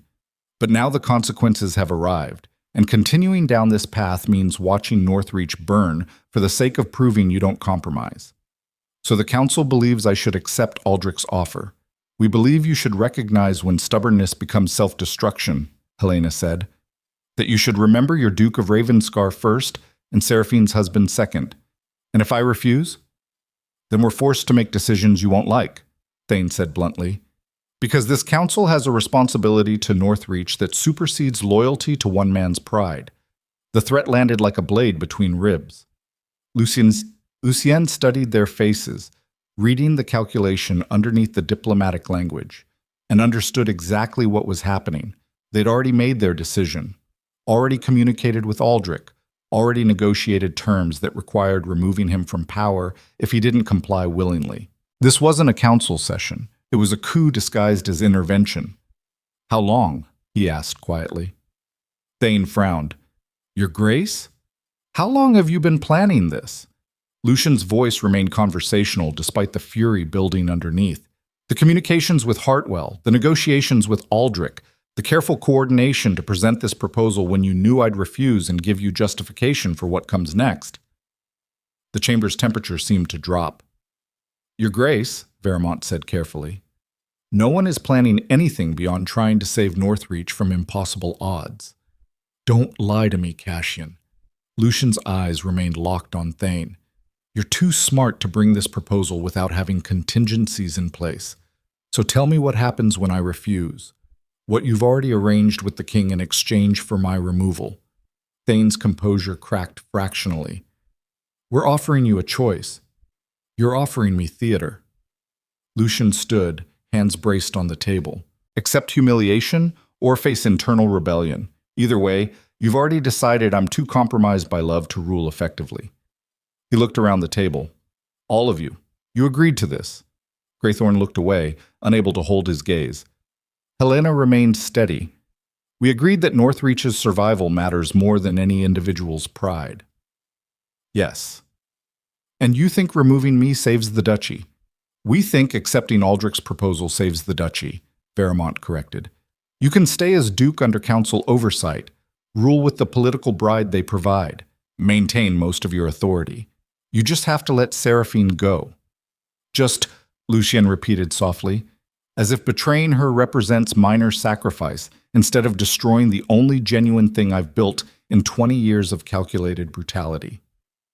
She's one woman, Thane said. Northreach is thousands of lives. She's the reason those thousands of lives matter beyond abstract strategy.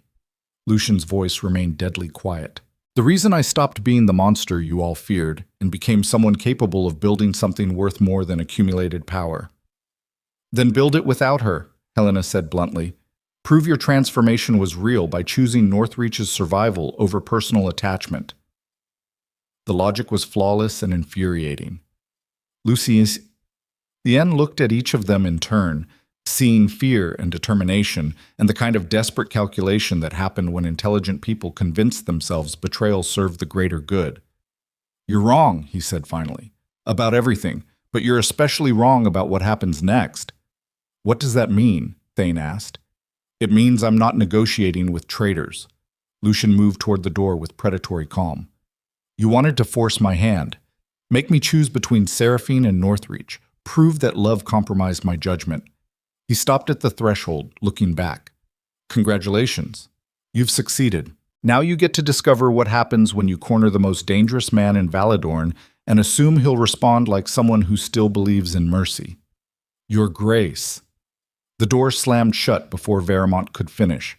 Lucien moved through corridors with singular focus, mind already calculating responses to betrayal, contingencies within contingencies, the kind of ruthless tactical adjustments he'd once made without hesitation before Seraphine taught him to value humanity alongside efficiency. But humanity was a luxury afforded to men whose counsels remained loyal, and his counsel had just demonstrated that loyalty died the moment protecting it required genuine sacrifice. Thorn waited outside the council chamber, face grim. I heard everything. Monitoring devices in the walls. Good. Lucien kept walking. Then you know we have hours before they move from planning to action. Maybe less if Thane's already coordinated with Aldrich's forces. What do you need? Every soldier loyal to me specifically rather than Northreach generally. Personal guard, not garrison troops. Men who will follow orders without questioning morality. Your Grace. Now, Commander. Lucien's voice carried absolute finality. We're past the point where explaining makes sense. Either trust that I know what I'm doing or step aside and let someone else coordinate what comes next. Thorn studied him for 3 heartbeats, then nodded. I'll have them assembled in the Western Armory within the hour. What are you planning? Justice. Lucien turned down another corridor toward his private chambers, and a demonstration about what happens when nobles mistake my attachment to Seraphine for weakness instead of the thing that makes me exponentially more dangerous. He reached his study to find the door still locked as instructed, knocked twice, paused, knocked 3 more times in the pattern they'd established for emergency identification. Seraphine opened immediately, reading his expression, and went pale.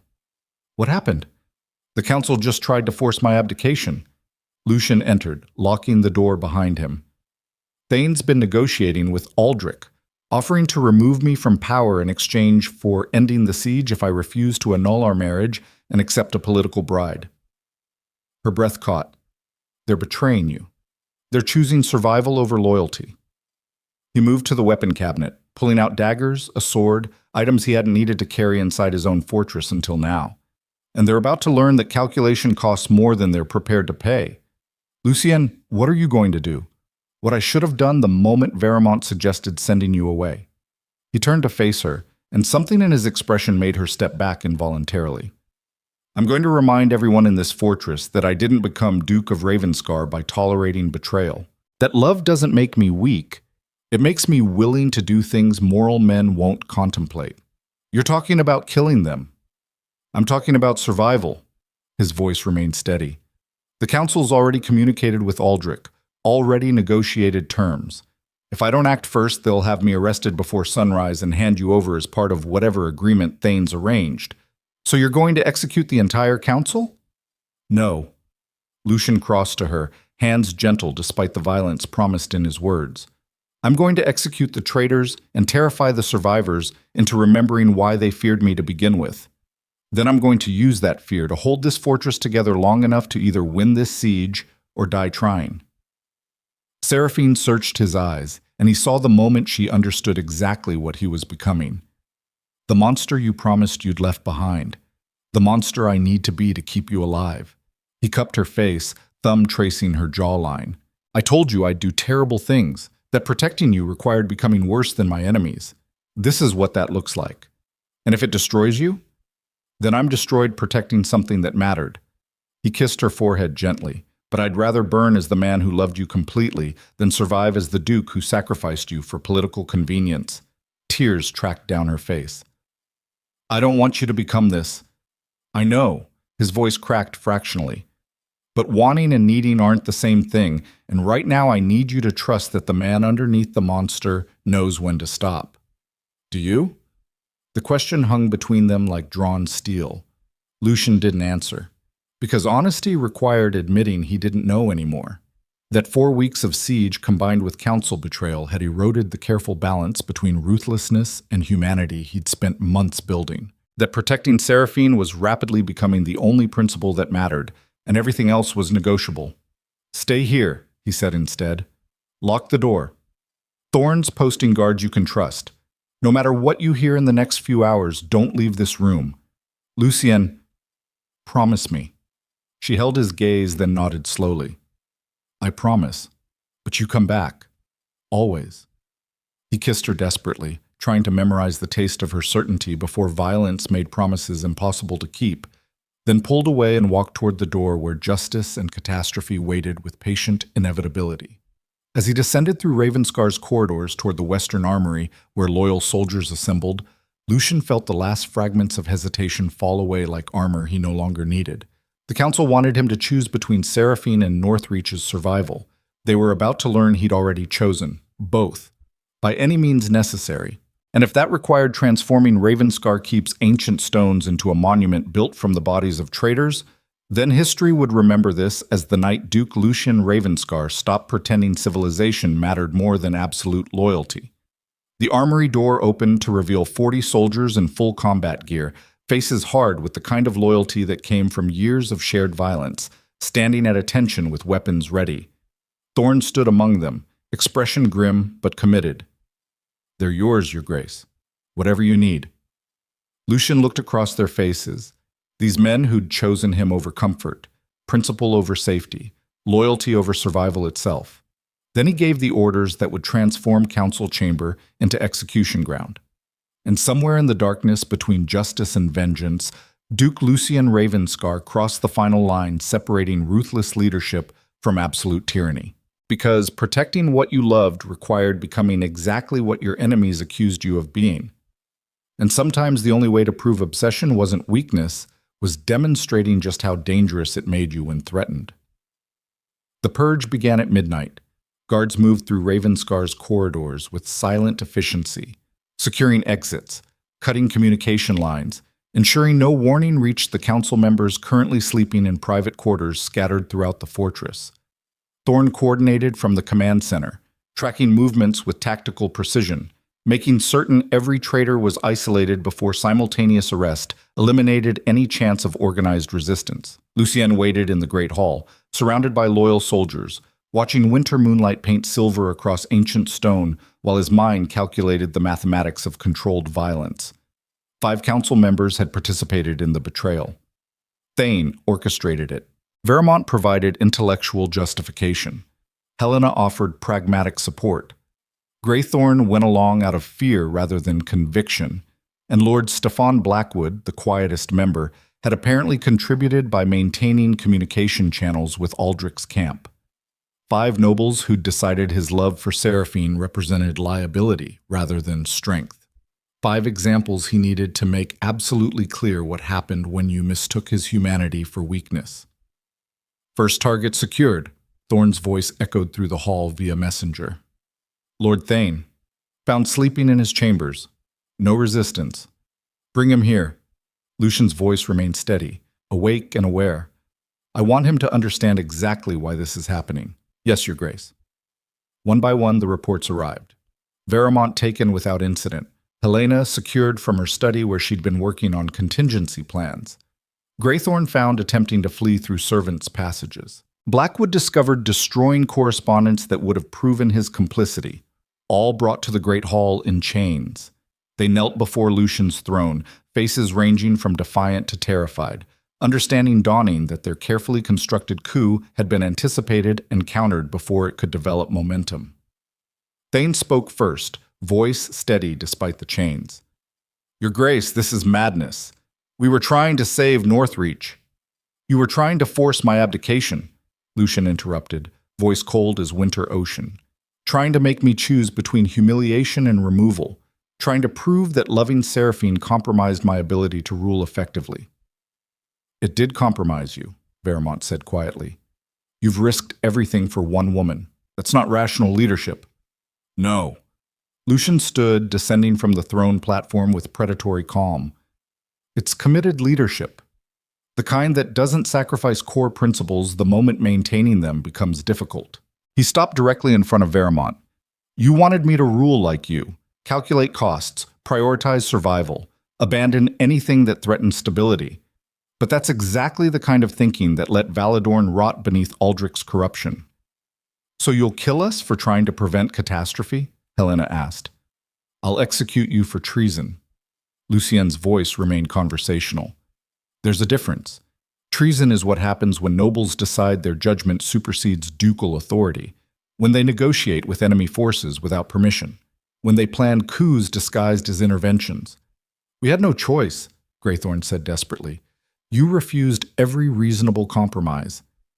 I refused to betray my wife, Lucien corrected. I refused to prove love makes men weak. I refused to let Aldrich win by forcing me to choose between what I've built and what I've become. He looked at each of them in turn, and you decided that refusal justified removing me from power. The hall fell silent except for crackling torches and distant sounds of siege bombardment that never truly stopped. Here's what happens next, Lucien said quietly. Lord Thane, who orchestrated this betrayal, dies at sunrise. Public execution in the courtyard where every soldier can witness what happens to traitors. The rest of you get to choose. Choose what? Vermont asked. Between death and absolute loyalty. Lucian's smile contained no warmth. Renounce your involvement in this coup. Swear binding oaths of allegiance not just to Northreach, but to me personally and to Seraphine as your Duchess. Accept that her survival and mine are equally critical to this duchy's future. Do that convincingly, and you live under permanent surveillance until this siege ends. And if we refuse, Helena asked, then you join Thane at sunrise. Lucien turned away. You have until dawn to decide whether your principles are worth dying for. He walked back toward his throne, leaving them kneeling in chains, then paused. One more thing. Understand that I'm not offering this choice out of mercy. I'm offering it because executing the entire council would create administrative chaos that benefits Aldrich more than me. But make no mistake, the moment any of you become more liability than asset, The moment I suspect renewed betrayal, you die without trial or warning. Those are the terms. This is tyranny, Vermont said. This is survival. Lucien's voice remained deadly quiet. You wanted to teach me that love makes rulers vulnerable. I'm teaching you that it makes them infinitely more dangerous when threatened. Learn the lesson, or become the example. He gestured to the guards. Take them to separate cells. Let them contemplate mortality until sunrise. The soldiers moved immediately, dragging the chained nobles toward Ravenscar's dungeons, while Lucien stood alone in the great hall's winter darkness, feeling something fundamental shift in his chest. He'd crossed lines tonight that couldn't be uncrossed, become exactly what the kingdom had always whispered he was underneath the veneer of civilized governance. A tyrant whose love made him lethal rather than soft. Thorn appeared from the shadows, face carefully neutral. Your Grace, it's done. All 5 secured. No resistance from garrison troops. Most seem relieved you acted decisively. Good. Lucien moved toward the exit. Prepare the execution platform for dawn. I want every person in this fortress watching when Thane dies. And the others? We'll know by morning whether they choose loyalty or join him. Either way, the message will be clear. He climbed tower stairs toward his private chambers. Exhaustion pulling at muscles kept functional through pure determination, mind already calculating tomorrow's tactical adjustments and the political reverberations of tonight's purge. Seraphine waited where he'd left her, door still locked, surrounded by books she'd been reading to distract from the sounds of boots and chains echoing through corridors below. She looked up when he entered, reading the cost in his expression. You killed them. Not yet. Lucien locked the door behind him. Thane dies at sunrise. The others get to choose between absolute loyalty or execution. You gave them a choice. I gave them theater. He moved to the window, staring out at siege lines that stretched endlessly across the southern approaches. They'll swear whatever oaths I demand because survival instinct overpowers pride, but they'll never truly be loyal again. Never trust me. Never believe I'm anything except the monster who executed council members for disagreeing with my choices. Seraphine crossed to stand beside him. You did what you had to. I did what obsession required. Lucien's voice remained flat. And somewhere in the process, I proved the council right. That loving you compromises my judgment, makes me willing to kill allies, terrorize survivors, transform Ravenscar into a prison ruled through fear instead of respect. Do you regret it?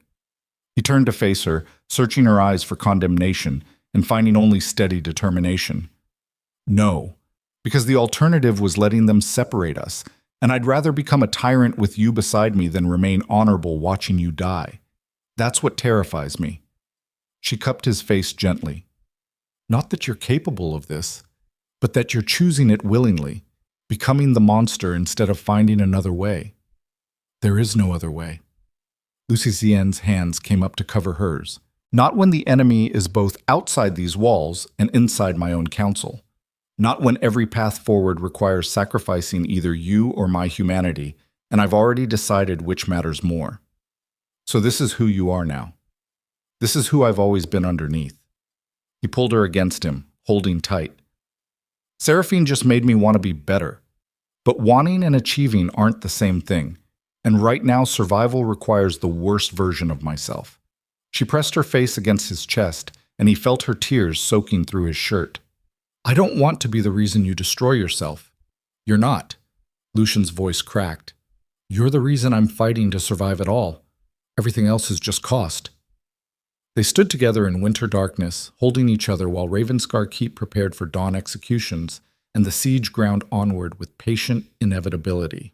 And somewhere between midnight and morning, Lucien Ravenscar understood that he'd already lost something fundamental. Not the war against Aldrich, not even the battle for Northreach's independence, but the internal conflict between being the ruthless duke everyone feared and the human being Seraphine had believed existed underneath. Because loving her hadn't made him better. It had just given him something worth becoming worse to protect. And when sunrise arrived with its promise of public execution and terrorized loyalty, the kingdom would see exactly what that transformation looked like. Dawn broke cold and merciless across Ravenscar's courtyard. Lucien stood on the execution platform watching soldiers assemble, Civilians gather under armed supervision, and Lord Marcus Thane kneel before the headsman's block, with the resigned dignity of someone who understood appeals were pointless. The other council members stood in chains nearby, faces pale, but expressions carefully neutral, having made their choice during darkness.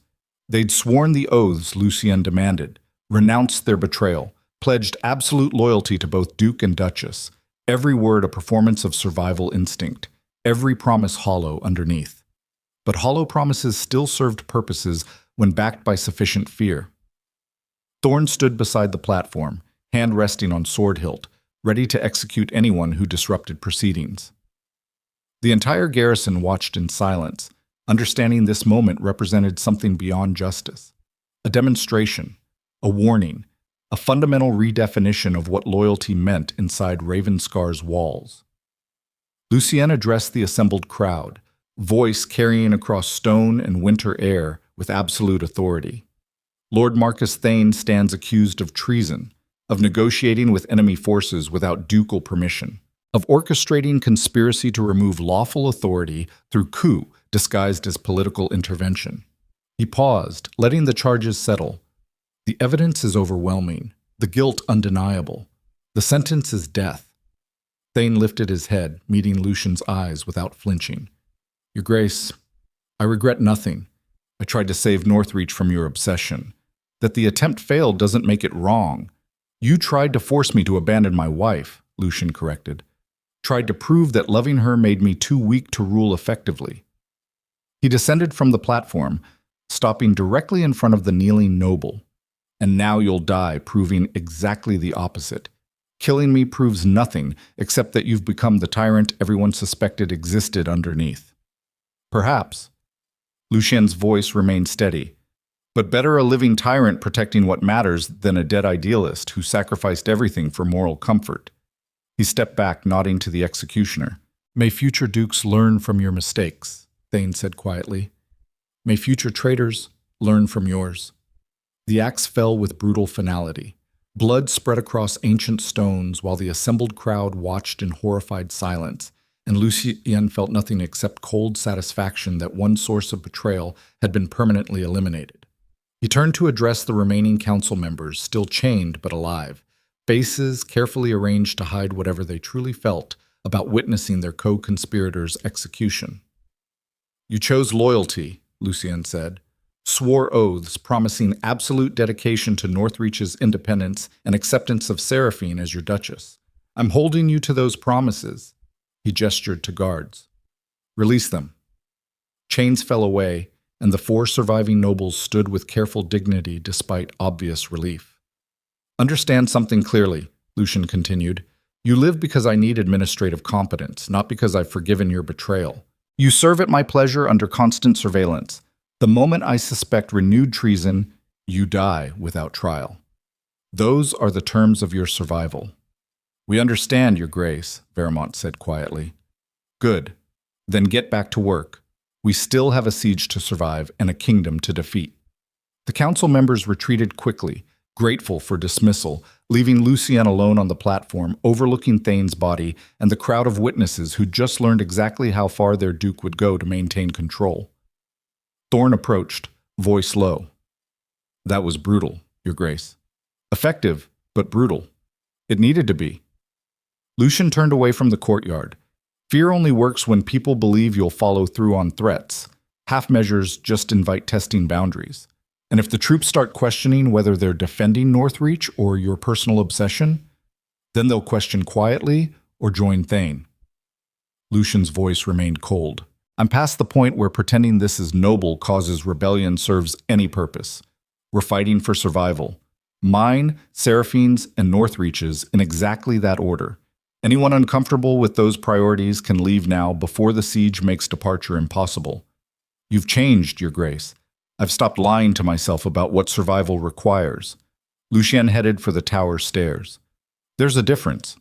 He climbed toward his chambers where Seraphine waited, having watched the execution from tower windows, mind already moving past morning's violence toward afternoon's tactical challenges, and the grinding reality that every day the siege continued eroded their position incrementally. 4 weeks down. Potentially 4 months remaining before supplies ran critical. And now he'd eliminated internal threats at the cost of terrorizing the very people whose loyalty he needed most.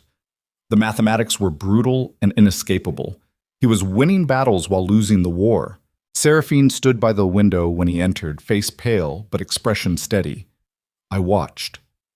I know. Was it necessary? Lucian moved to stand beside her, looking out across Ravenscar's walls toward siege lines that never stopped growing. Yes, because anything less would have invited more betrayal, made the next conspiracy easier to justify. You're scaring them, your own people. Good. Fear keeps people alive when loyalty fails. He paused. I'm scaring you too. She turned to face him fully. You're becoming something I don't recognize, someone who executes allies and terrorizes survivors, and calls it necessary instead of acknowledging you're choosing the path of least resistance to protect one person. One person who matters more than abstract principles about civilized governance, Lucien replied. I'm sorry that terrifies you, but I'm not sorry for the choices themselves, even if they destroy you, especially then. He caught her hands, holding tight. Because being destroyed protecting you is still better than surviving by sacrificing what made survival meaningful. Tears tracked down her face. This isn't what I wanted. I know. His voice softened fractionally. But wanting and getting aren't the same thing in war. And we've been at war since the moment I claimed you at that ball. So what happens now? Now we endure. Lucien pulled her against him. We hold these walls, outlast Aldrich's patience, and prove that obsession can be weaponized just as effectively as fear. And when this is over, when Northreach stands independent and we're still alive, then maybe I can become the person you believed existed underneath the monster. And if you can't, then you'll have to decide whether loving a tyrant is worth the cost. He kissed her forehead gently. But that's a choice for tomorrow. Today we just survive.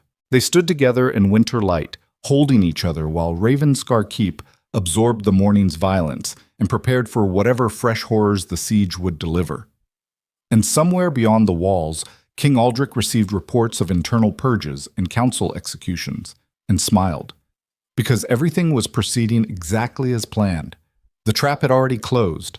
Lucien just didn't realize it yet. The trap revealed itself 3 days after Thane's execution.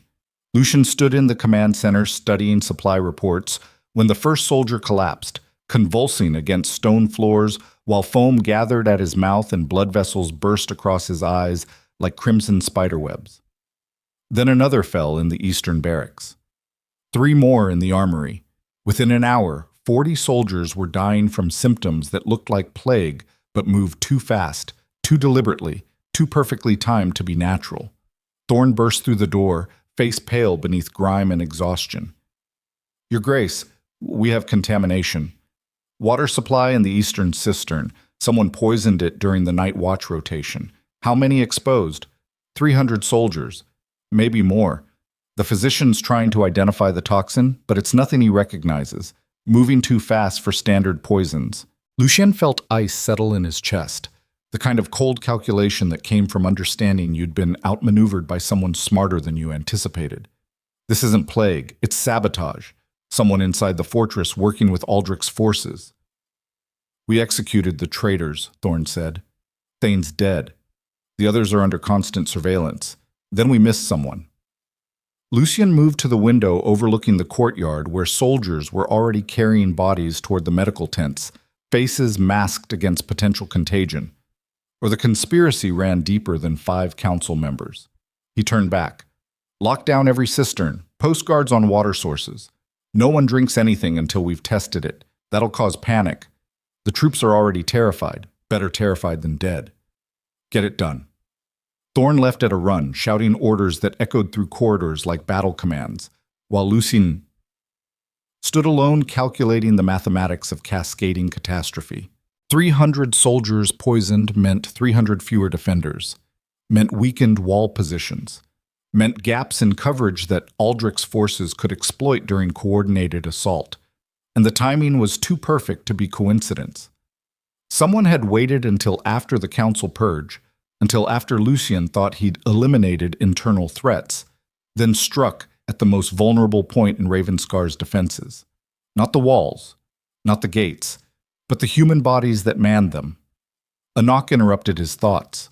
Veramont entered without waiting for permission, face drawn with exhaustion and something that looked almost like guilt. "Your Grace, I need to tell you something about Thane's conspiracy.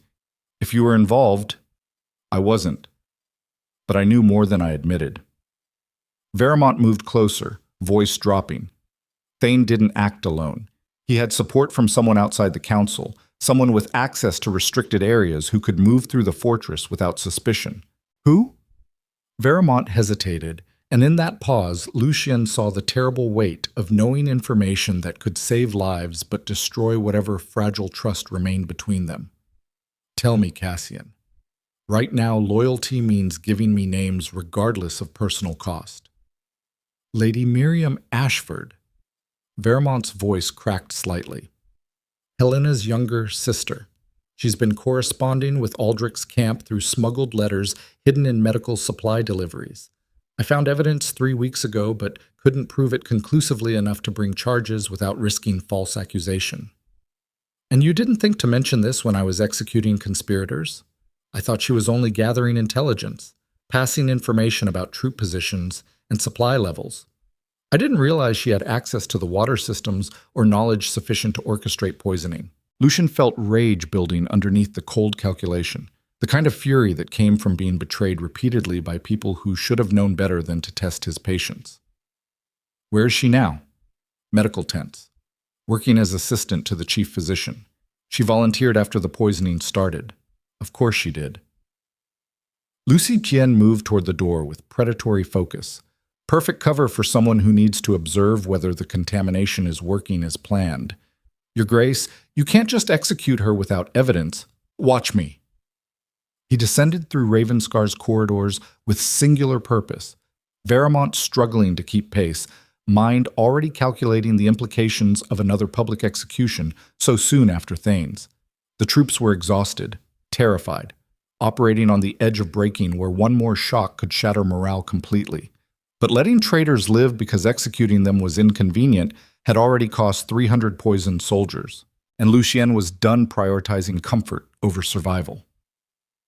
The medical tents occupied the inner courtyard, canvas structures erected to handle casualties that had grown from dozens to hundreds as the siege ground through its 5th week.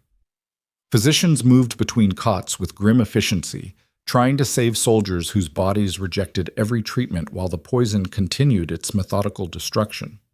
Lady Miriam Ashford worked at the far end, young woman barely 25 with her sister's sharp features and the kind of composed competence that came from noble education.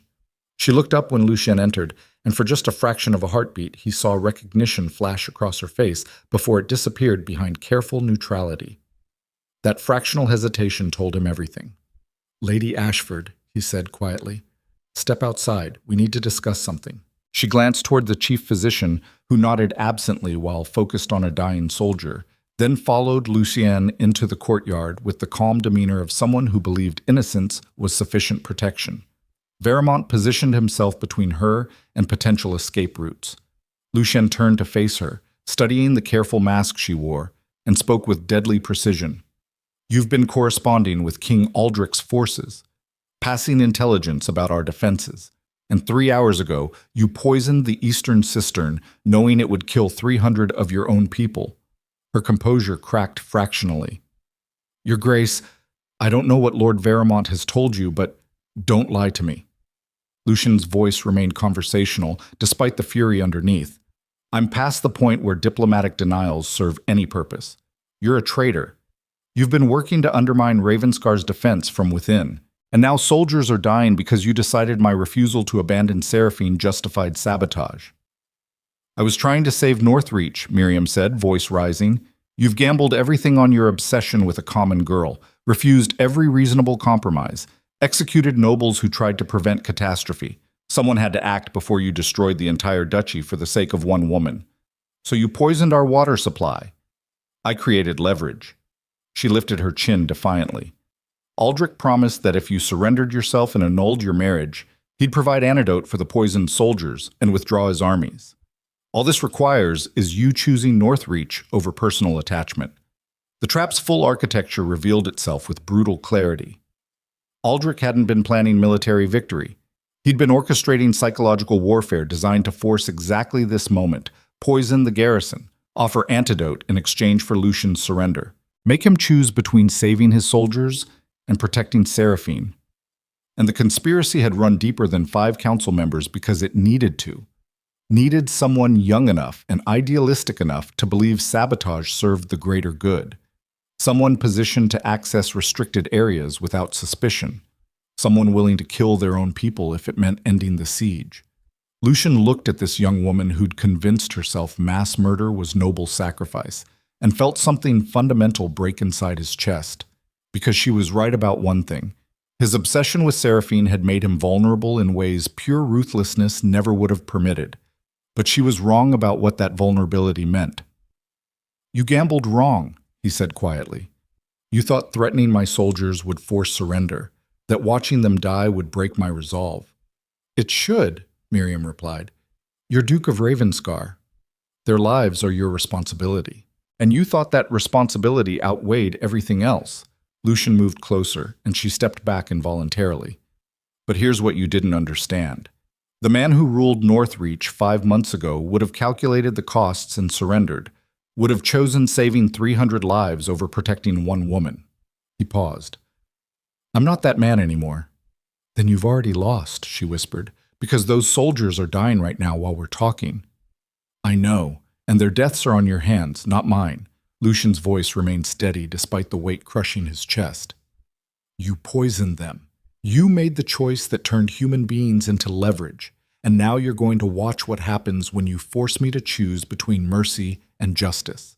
He turned to the assembled guards. "Execute her, publicly, in the courtyard where every soldier can see what happens to traitors who think noble intentions justify mass murder." Miriam went pale. "Your Grace, please. I was trying to save Northreach. You were trying to force my hand by killing my people." Lucien's expression remained cold. "And I'm teaching the kingdom that nothing forces my hand except my own choices. Take her." The guards moved immediately, dragging her toward the execution platform, still stained with Thane's blood, while she screamed protests that echoed across stone and winter air. Veramon appeared at Lucian's shoulder, face grim. "Your Grace, executing her won't save the poisoned soldiers. We still need the antidote. Then we find it ourselves." Lucian headed back toward the medical tents. "Get every physician working on analysis. Offer rewards for anyone who can identify the toxin or synthesize treatment. We're not negotiating with Aldrich regardless of cost. And if we can't, then 300 soldiers die, and I live with that burden. But I don't surrender. I don't annul my marriage. And I sure as hell don't prove that threatening the people I'm responsible for is effective leverage." He entered the medical tent where dying soldiers convulsed on blood-soaked cots, their suffering a monument to his choices and their consequences, and addressed the assembled physicians with absolute authority. "I need the poison identified and countered within 12 hours. Use whatever resources necessary. Test every compound in our stores. Dissect the bodies if needed. But find me a solution that doesn't require surrendering to Aldrich's terms." "Your Grace," the chief physician said carefully, "we're trying everything we know. But without knowing the specific toxin, we're essentially guessing, and these men don't have time for trial and error." "Then guess faster." Lucian's voice remained steady. "Because I'm not trading their lives for mine, regardless of what the traitor promised." He left them working with desperate efficiency and climbed tower stairs toward his private chambers, where Seraphine waited, having heard reports of poisoning and public execution and the cascading catastrophe that defined their current reality. She stood by the window when he entered, face pale, but expression steady. 300 soldiers, poisoned by a traitor working with Aldrich. He locked the door behind him. She offered antidote in exchange for my surrender and annulment of our marriage. And you refused. Of course I refused. Lucian moved to stand beside her. Accepting would prove everything the council believed about love making me weak. Those soldiers are dying because you chose me over saving them. Her voice cracked. That's not strength.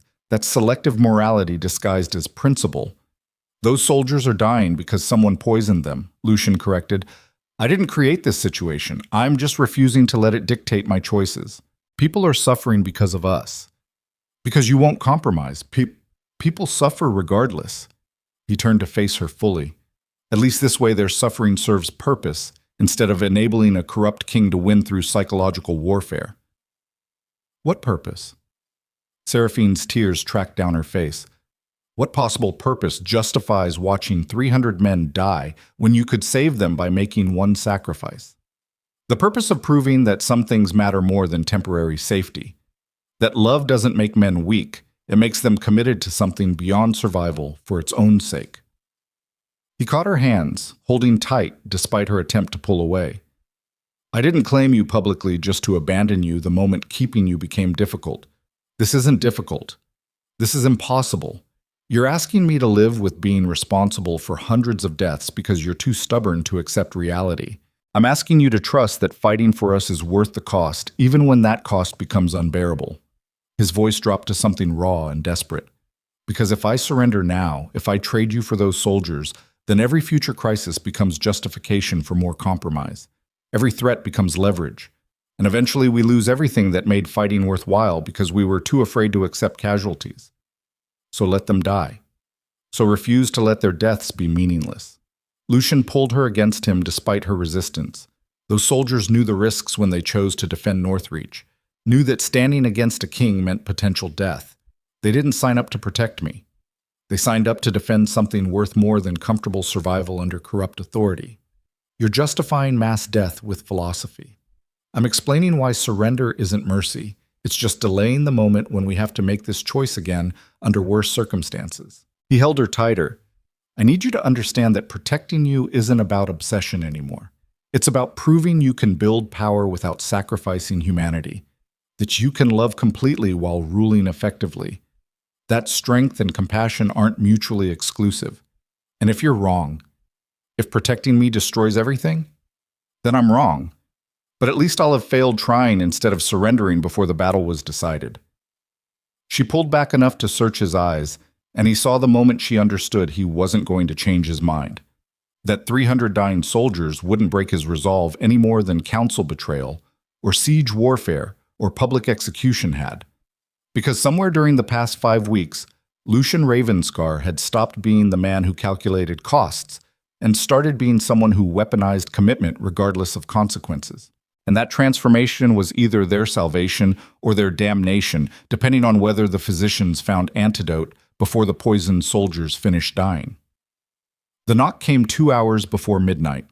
Lucien stood in the medical tent watching soldiers convulse their way toward death, calculating the mathematics of acceptable loss and finding no configuration that made this feel like anything except catastrophic failure, when the chief physician approached with expression that mixed exhaustion and cautious hope. Your Grace, we've identified the poison. It's a compound derived from nightshade and hemlock, modified with something we can't quite isolate but can potentially counter using a combination of activated charcoal, atropine, and a blood purification process that's never been tested on humans. Will it work? The physician hesitated. Honestly, I don't know. In theory, yes. In practice, we might kill them faster than the poison would have. What are the odds? 50-50 if we start treatment immediately. Lower if we wait for more testing.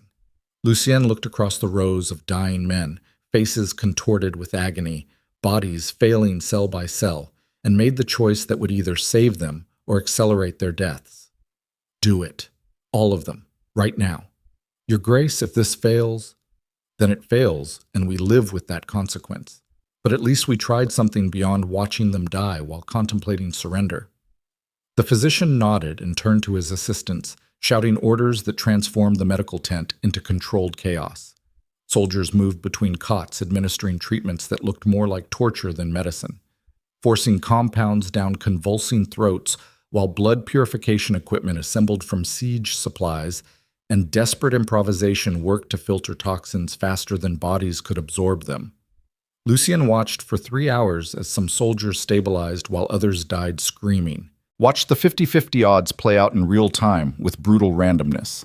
Watched hope and horror wage war across the same blood-soaked canvas. By dawn, 140 soldiers had survived.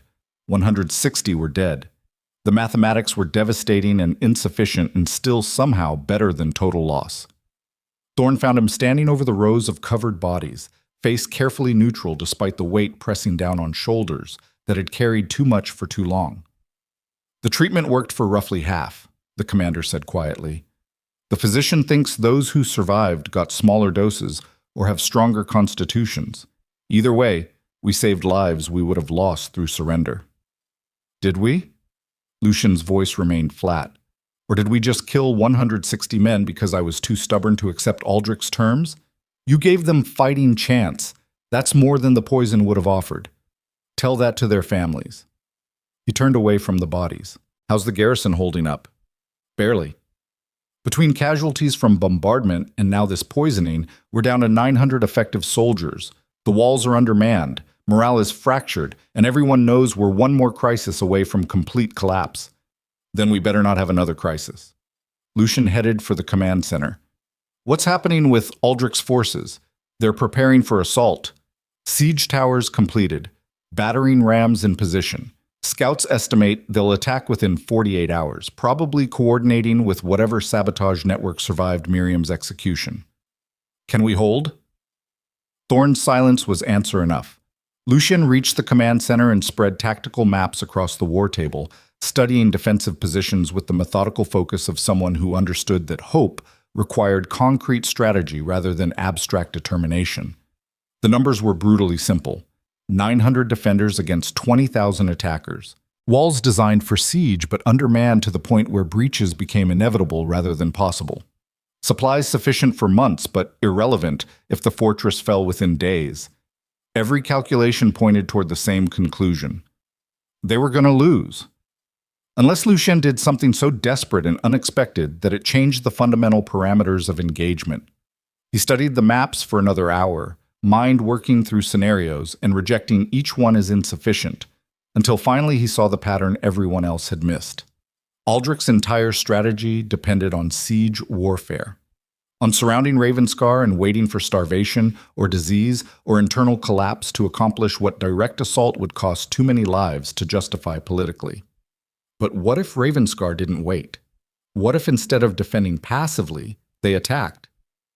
Thorn, he said slowly. How many soldiers do we have capable of mounted combat? Maybe 200. Why? Because I'm done playing defensive. Lucian's finger traced a route on the map that led directly through Aldrich's siege lines toward his command pavilion. We can't win by holding these walls, but we might survive by changing the rules completely. You're talking about a sally. Direct assault on the king's position. I'm talking about targeted strike. We take every mounted soldier, break through their lines before they're prepared for offensive action, and kill King Aldrich in his tent before his armies can coordinate response. That's suicide, Thorn breathed. Even if we breached their perimeter, we'd be surrounded within minutes, cut down before we got anywhere near the command pavilion. Probably. Lucian's smile contained no warmth. But Aldrich won't expect it. He spent 5 weeks training his forces for siege defense and slow attrition. They're not prepared for desperate cavalry charge led by the man they're trying to kill. And when we all die in the attempt? Then we die fighting instead of starving. We die making Aldrich pay blood for his victory instead of watching him claim it through patience. His voice dropped to something cold and final. And most importantly, we die proving that loving Seraphine didn't make me weak. It made me willing to risk everything, including my own life, for the chance to protect her. The logic was insane and flawless. Thorn stared at him for a long moment, then nodded slowly. When? Tomorrow at dawn. Before they launch their assault. Before they're expecting offensive action. He looked back at the maps. We hit them fast, brutal, and with singular focus. Kill the king. Decapitate their command structure. Create enough chaos that maybe, possibly, their armies fracture into competing factions, arguing about succession instead of unified force completing the siege. And if it doesn't work? Then Seraphine escapes through the northern tunnels while they're focused on our attack, takes enough gold to live comfortably, and survives even if Ravenscar falls. Lucien's expression remained steady despite the weight of planning his own potential death. Either way, she lives. That's all that matters. You're gambling everything on one desperate assault. I'm refusing to die passively waiting for the inevitable. He straightened, mind already moving to tactical logistics. Gather the cavalry. Have them ready to ride at first light. Full armor, best weapons. Horses prepared for sustained combat. And tell no one except soldiers directly involved. I don't want anyone having time to question orders or consider alternatives. Your Grace, that's final, Commander. Thorne studied him for 3 heartbeats, reading the absolute commitment in eyes that had stopped calculating odds and started accepting consequences. Then saluted and left to coordinate preparations for what would either become legendary military strike or catastrophic final mistake. Lucian stood alone in the command center, looking at maps that showed impossible odds and desperate strategies, and felt something like peace settle over him for the first time in weeks. Because this was the moment everyone had been building toward since the Winter Tribunal. The moment when love and power collided with such force that only one could survive intact. And he'd already chosen which one mattered more.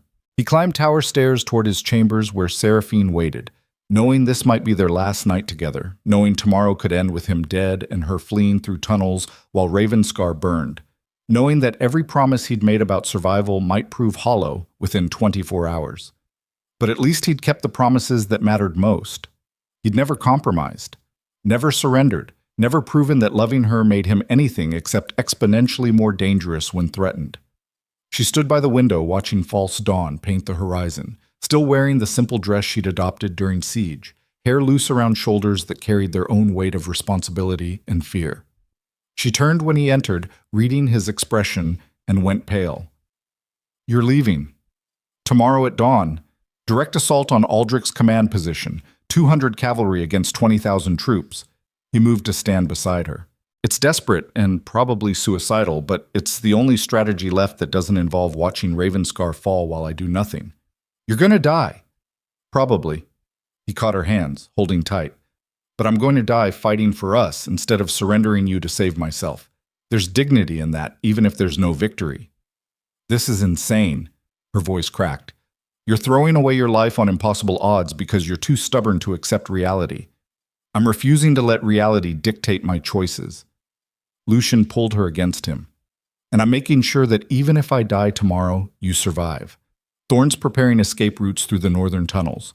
Gold, horses, soldiers loyal enough to protect you until you reach safe territory. I'm not leaving you. You don't have a choice. The moment that assault begins, you're getting out of this fortress whether you want to or not." He held her tighter. "I need to know you're alive, even if I'm not. Need to know that everything I've done, every brutal choice and desperate gamble, kept you breathing. So this is goodbye. This is me telling you that loving you was worth every consequence. That you made me better even when circumstances required me becoming worse. That if I die tomorrow, I die knowing I protected the only thing that made power feel less empty." Tears streamed down her face.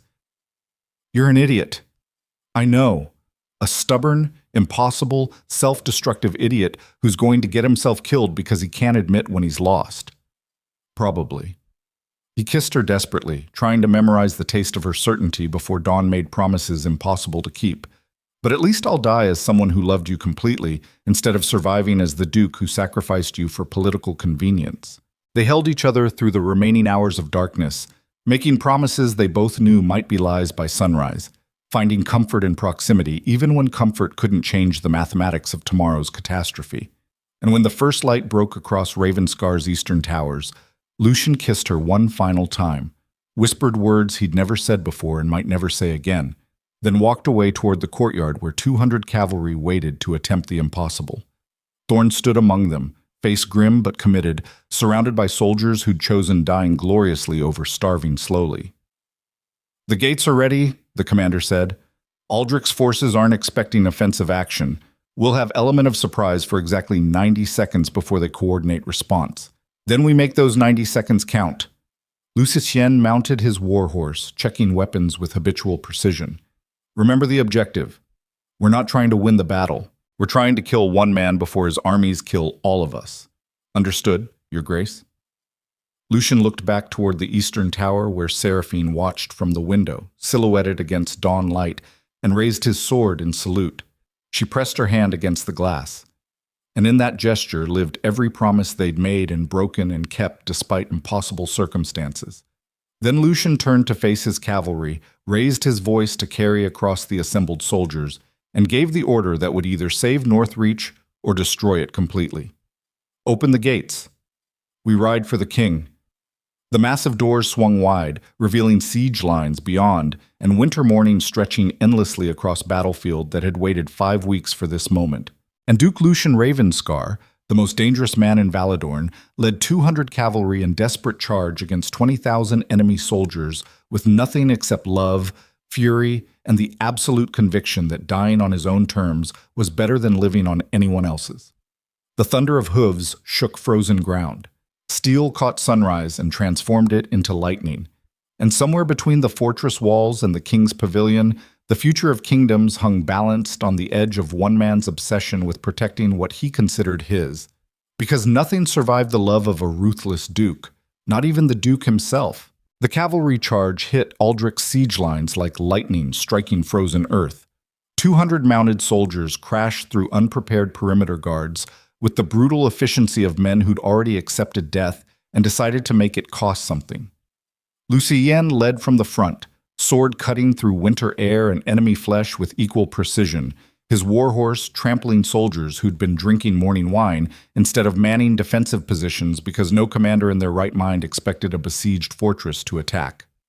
But Lucien had stopped being in his right mind weeks ago. Now he operated on pure instinct and calculated fury, cutting a path directly toward the Crimson Pavilion where King Aldrich slept, surrounded by advisors who'd grown comfortable believing siege warfare was won through patience rather than violence. They were learning otherwise. Thorn rode at his left flank, swordwork brutal and efficient, coordinating the cavalry wedge that drove deeper into enemy territory with each passing second. Soldiers on his right maintained formation despite overwhelming numbers beginning to mobilize around them, buying precious moments with their bodies and absolute commitment to impossible orders. The mathematics were simple and devastating. 200 cavalry had perhaps 3 minutes before Aldrich's 20,000 soldiers organized enough to surround and annihilate them completely. 3 minutes to cross a quarter-mile of enemy encampment, breach the command pavilion's defenses, and kill a king before his bodyguards could intervene. 3 minutes to either change the war's trajectory or die trying. Lucien counted heartbeats instead of seconds, measured distance in enemy bodies rather than yards, and felt something like clarity settle over him as battle reduced everything to its essential components. There was no strategy here, no political calculation, no weighing costs against benefits, just forward momentum and the absolute conviction that dying while attacking mattered more than surviving through surrender. This was what he'd been building toward since the Winter Tribunal. Every brutal choice, every executed traitor, every compromise he'd refused and principle he'd defended, all of it converging into this single desperate moment where love and power collided with enough force to reshape kingdoms or destroy the man caught between them. Enemy cavalry finally organized, emerging from southern encampments to intercept the Ravenscar charge with professional discipline. The two forces met with impacts that sounded like thunder, steel against steel, and flesh against flesh, horses screaming as riders died, and formation shattered under the weight of competing momentum. Lucien lost 6 soldiers in the first exchange, then 12 more as archers found their range and began firing into the cavalry wedge with devastating accuracy. Then 20 as Aldrich's personal guard formed defensive line around the command pavilion and stopped their advance cold. But they'd covered the distance, crossed the impossible quarter-mile in 2 minutes of sustained violence that left enemy forces reeling from shock of sudden offensive action. Now came the harder part, breaking through elite bodyguards who'd spent their entire careers preparing to protect the king from exactly this scenario. Lucien dismounted, knowing horses were liability in close combat, and gestured for the remaining cavalry to form defensive perimeter. "We hold here. Keep the reinforcements back for 60 seconds. That's all I need."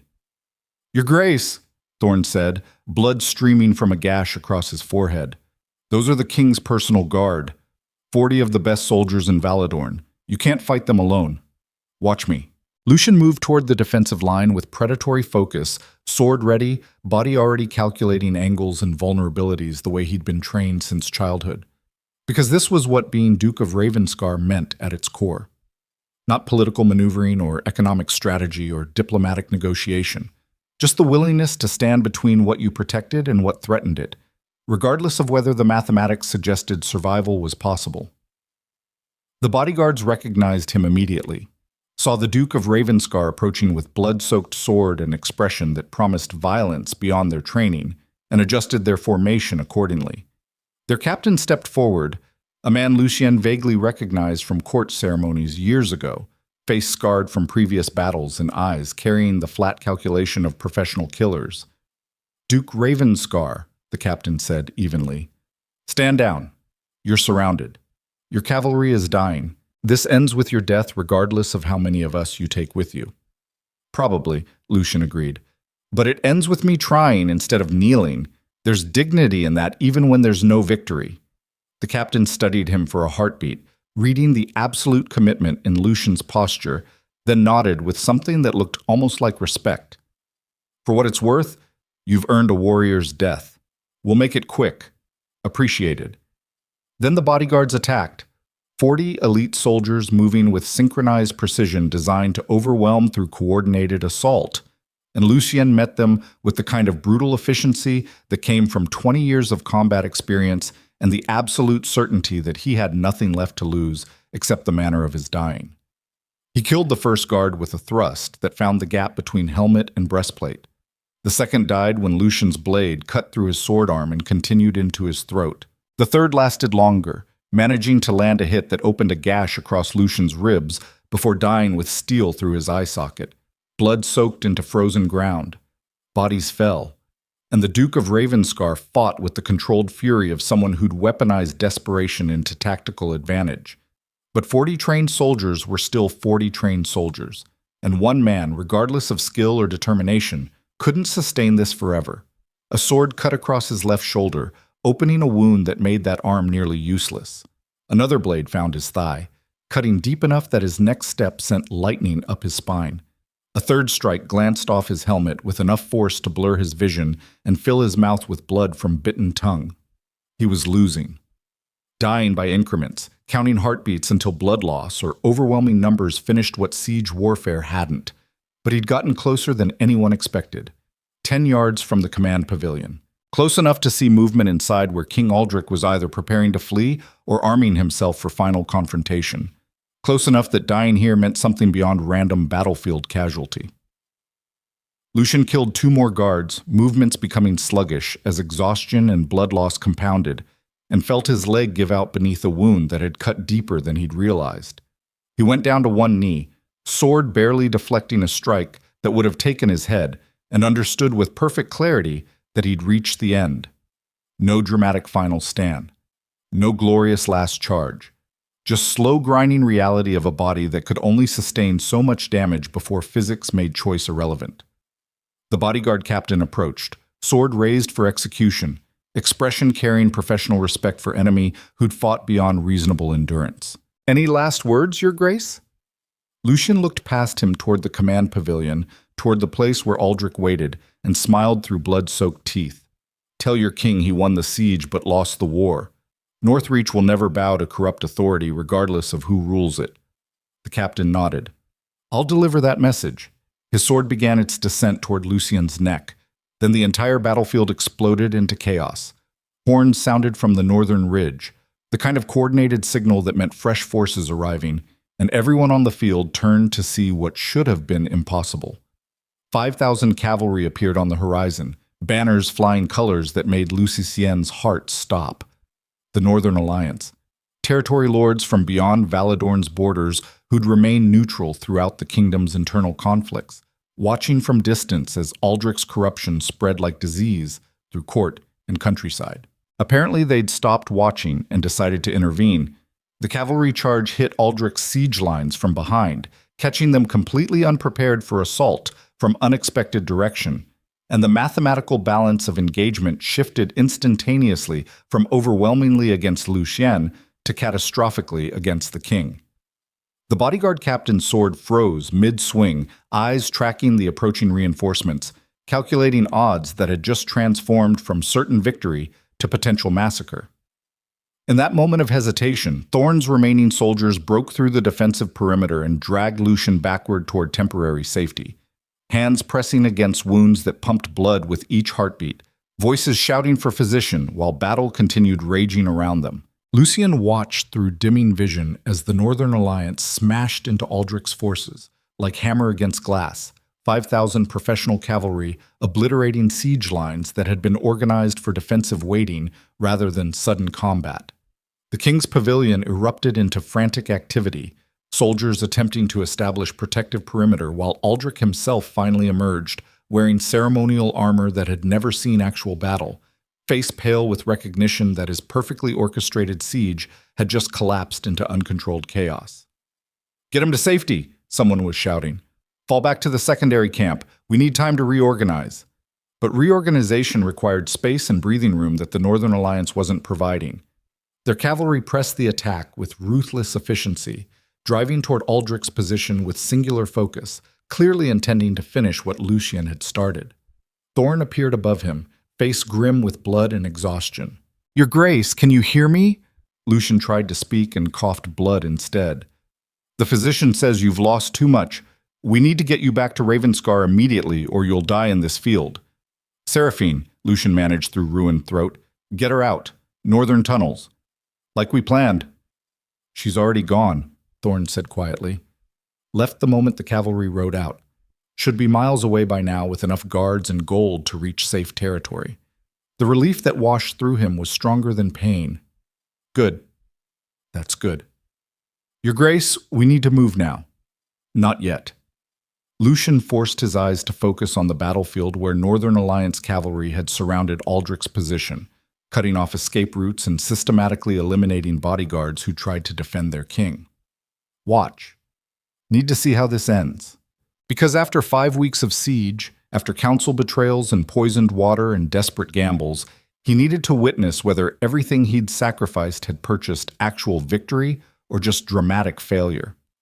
The Northern Alliance commander approached Aldrich's position, a woman Lucian vaguely recognized from border negotiations years ago, sitting astride a warhorse with the confident posture of someone who'd just won a battle before it truly began. "King Aldrich," she called across the diminishing distance, "you're surrounded. Your armies are broken. Your siege has failed. Surrender yourself for trial, and I'll guarantee your soldiers safe passage home." Aldrich looked around at the carnage, at his shattered forces and demolished plans, and for just a moment Lucian saw the king's mask crack to reveal the fear underneath.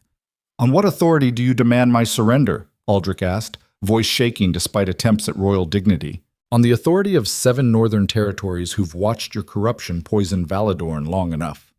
The commander gestured toward where Lucian lay bleeding among his surviving cavalry. "Duke Ravenscar requested aid 3 weeks ago, claiming you'd besieged Northreach illegally and attempted to force his abdication through fabricated treason charges. We investigated, found evidence confirming every accusation, and decided that maybe Valadorn needs new leadership." "You're declaring war on the crown? We're arresting a corrupt king. There's a difference." She dismounted, approaching Aldrich with drawn sword, and the king's remaining bodyguards stepped aside rather than dying for authority that had already collapsed around them. Aldrich's surrender happened quietly. No dramatic final stand. No speeches about royal prerogative. Just the slow recognition of a man who'd gambled everything on siege warfare and lost when reinforcements arrived from unexpected direction. They bound his hands and led him toward a prisoner wagon while his armies watched in stunned silence, waiting for orders from commanders who no longer knew what authority they served. The Northern Alliance commander approached where Lucian lay, studying his wounds with clinical assessment that suggested she'd seen enough battlefield casualties to recognize which ones would survive transportation.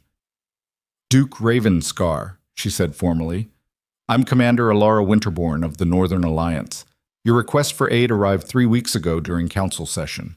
We've been riding south ever since, hoping to arrive before your fortress fell." "You have impeccable timing," Lucian managed through pain that had started feeling distant and abstract. "You have impressive stubbornness." She knelt beside him. "The entire Northern Territories watched you refuse surrender despite impossible odds, watched you execute traitors and poison conspirators and mount suicidal cavalry charges rather than compromise your principles.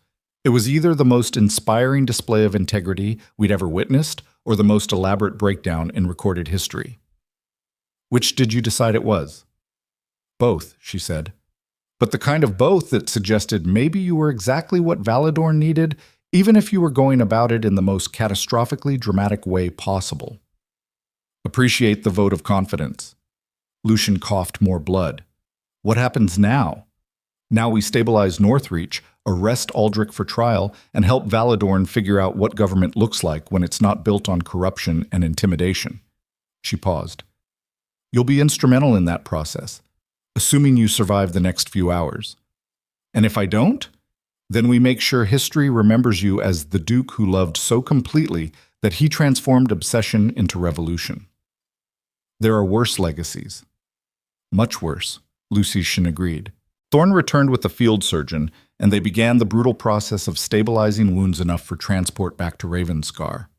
Lucian endured it with the detached focus of someone who'd stopped caring whether survival was guaranteed and just wanted to stay conscious long enough to understand what they'd won.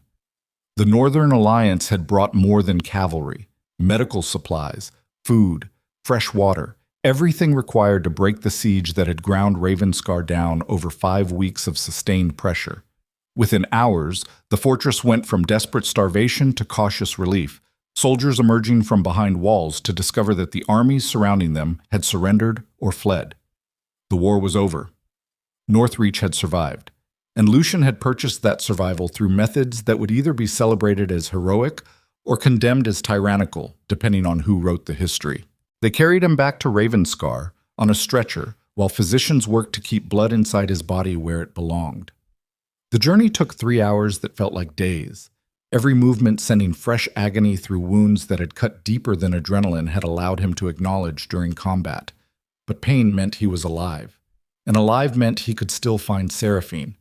Assuming she'd actually fled like Thorn claimed instead of doing something characteristically stubborn, like staying inside the fortress despite explicit orders to escape.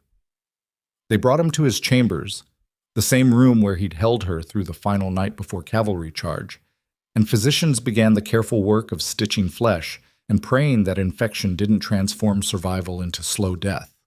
Lucian endured it with gritted teeth and absolute focus, mind already calculating how long until he could travel and where Seraphine would have gone if she'd followed evacuation plans. Then the door opened and she walked in, still wearing the simple dress from this morning, face streaked with tears and expression carrying the kind of fury that came from watching someone you loved attempt suicide by cavalry charge. "You're supposed to be miles away," Lucian said, "and you're supposed to be dead." Seraphine crossed to the bed, hands shaking as she touched his face like confirming he was real. "Thorn told me you rode into 20,000 soldiers with 200 cavalry, that you fought the king's bodyguards alone, that you were dying in a field when the Northern Alliance arrived. The timing was fortunate. The timing was miraculous." She pressed her forehead against his, careful of bandages and stitches. "You absolute, stubborn, impossible fool. You could have died. Should have died based on every tactical assessment." "Probably." Lucian caught her hand, holding tight despite exhaustion pulling at consciousness. "But I didn't. And now Northreach is free and Aldrich's arrested, and we survived against odds that made survival impossible. We survived because you got lucky. We survived because I refused to surrender you regardless of cost." He pulled her closer despite the physician's protests about disturbing wounds. "And I'd do it again. Every brutal choice, every desperate gamble, every moment that made me into something worse than I was before. All of it was worth it, because you're here and alive and still mine. I never stopped being yours," she whispered, "even when you were becoming someone I didn't recognize, even when loving you meant watching you transform into the monster everyone feared. You were still mine. Then we're both fools, probably." She kissed him gently, tasting blood and salt and the copper tang of survival purchased through violence. "But at least we're fools together." The physician cleared his throat. "Your Grace, I need to finish stitching these wounds, or you'll bleed out before sunrise despite the Northern Alliance's rescue." "Then finish." Lucian's eyes never left Seraphine's face. "But she stays. I didn't survive a siege and cavalry charge and 40 bodyguards just to spend recovery separated from her." The physician worked while Seraphine held Lucian's hand, watching color slowly return to skin that had gone pale from blood loss, counting heartbeats to confirm they remained steady, despite damage that would have killed weaker men. When the stitching finished and the physician finally left them alone, silence settled over the chamber like fresh snow over battlefield carnage. Seraphine broke it first. What you did today, leading that charge, fighting those guards, refusing to retreat even when dying was inevitable, that wasn't strategy. That was self-destruction disguised as heroism. Maybe, Lucian admitted, or maybe it was the only choice left that didn't involve proving love makes men weak. I needed to show them that caring about you made me more dangerous, not less. That obsession could be weaponized just as effectively as fear. And if the Northern Alliance hadn't arrived, then I'd have died knowing I protected you until my last breath. That has value even without victory. Not to me, her voice cracked. Victory without you surviving it is just elaborate suicide. I didn't ask you to die for me. I asked you to live with me. I'm trying. He pulled her down beside him on the bed, careful of wounds that protested the movement. But living required surviving first, and surviving required becoming someone capable of making choices comfortable men won't stomach. You became a tyrant. I became committed. There's a difference. Is there? Because from where I'm sitting, you executed council members, terrorized survivors, and led suicide charges that nearly destroyed everything we built together. And yet we're both alive. Northreach is free. Aldrich's arrested. The siege is broken. Lucien's voice remained steady despite exhaustion. Tell me those outcomes weren't worth the cost. Seraphine was quiet for a long moment, studying his face in lamplight that painted shadows across features that had become harder and more dangerous over the past 5 weeks. They were worth it, she said finally. But that doesn't mean the cost wasn't devastating. You changed, Lucien, became someone who valued winning more than preserving your humanity. And I don't know if you can come back from that. Do you want me to? I want you to remember that power without conscience is just tyranny with better justification. She touched his face gently. I want you to understand that surviving this war doesn't mean you won if the victory required destroying who you were. Who I was would have surrendered you to save 300 poisoned soldiers, would have chosen political convenience over absolute loyalty, would have calculated odds and decided that love wasn't worth the casualties. His hand came up to cover hers. I'm not sorry I became someone else. I'm just sorry that transformation hurt you. It didn't hurt me. It terrified me. Because I watched you stop caring about anything except my survival. And that kind of singular focus is how monsters are born, or how men discover what actually matters beyond accumulating power for its own sake. Lucian's voice dropped to something raw and honest. Seraphine, I've spent 20 years building authority through fear and calculated brutality. Became the Duke everyone whispered about in horror. And I thought that was strength. Thought ruling effectively required sacrificing humanity, until you showed him otherwise, until you showed me that strength without purpose is just violence without direction, that power means nothing if you're not using it to protect something worth more than the act of ruling itself. He paused. You didn't make me weak. You made me realize I'd been weak all along, hiding behind ruthlessness because actual commitment was terrifying. And now? Now I'm committed. Completely. To you. To Northreach, to proving that you can love someone absolutely while still maintaining the kind of strength that keeps kingdoms from collapsing. He pulled her closer despite protesting wounds. And if that required becoming a tyrant temporarily, then I'll spend however long it takes learning to be human again without losing the edge that kept us alive. That's going to take years. Then we have years. The war's over. Aldrich's arrested. Northreach is independent. We have time to figure out who I am when I'm not fighting for survival. Seraphine studied him for a long moment, reading the exhaustion and pain and absolute sincerity in eyes that had seen too much violence and still somehow retained capacity for tenderness. Then she nodded slowly. Years. But you don't get to make all the decisions alone anymore. You don't get to execute people without counsel or lead suicide charges without discussing alternatives. We rule together or we don't rule at all. Agreed. Lucian smiled despite everything. Though I'm keeping veto power on anyone who suggests you're a liability, I wouldn't expect anything less. She kissed him again, gentle and certain. Now sleep. You've lost enough blood that staying conscious is probably killing you. Not yet. His eyes were already closing despite determination to stay awake. Need to make sure you're real first. That this isn't dying hallucination on some battlefield. I'm real. She settled beside him, hand resting over his heart to feel it beating steady despite everything. And you're alive. And we survived. That's enough for now. Lucian let exhaustion finally claim him, consciousness fading while Seraphine kept watch.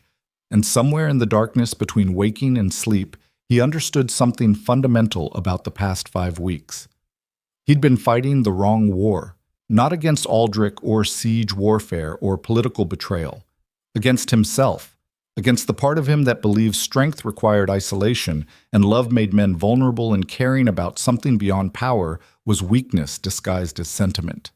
And he'd won that war the moment he stopped trying to protect Seraphine by hiding her and started protecting her by refusing to compromise regardless of cost. The victory had been brutal and expensive and required becoming someone he'd spent years avoiding, but it had also been worth it, because sleeping beside the woman who'd taught him that obsession could be purpose and love could be strength felt more like triumph than 20 years of accumulated authority ever had. The next 3 weeks passed in gradual recovery and political reconstruction. The Northern Alliance established temporary governance over Valadorn's southern territories while Aldrich awaited trial. Commander Winterborn coordinated with Ravenscar's surviving council to create framework for independent Northreach that maintained trade relationships without political subordination. And Lucien healed slowly, body knitting itself back together through physician skill and stubborn refusal to die after surviving everything else. Seraphine stayed beside him through the recovery, managing administrative details he was too weak to handle, meeting with nobles who still feared the Duke but respected the Duchess enough to negotiate honestly. She transformed from common servant to genuine political force, earning loyalty through competence rather than demanding it through intimidation.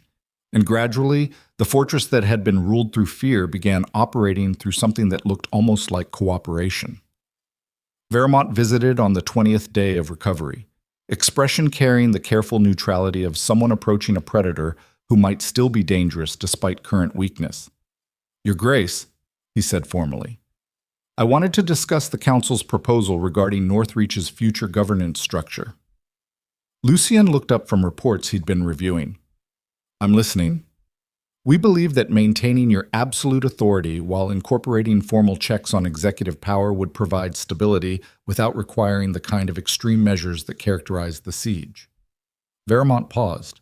Essentially, you retain final decision authority, but major policy requires council majority support, and the Duchess has formal veto power over actions that might compromise Northreach's ethical foundations.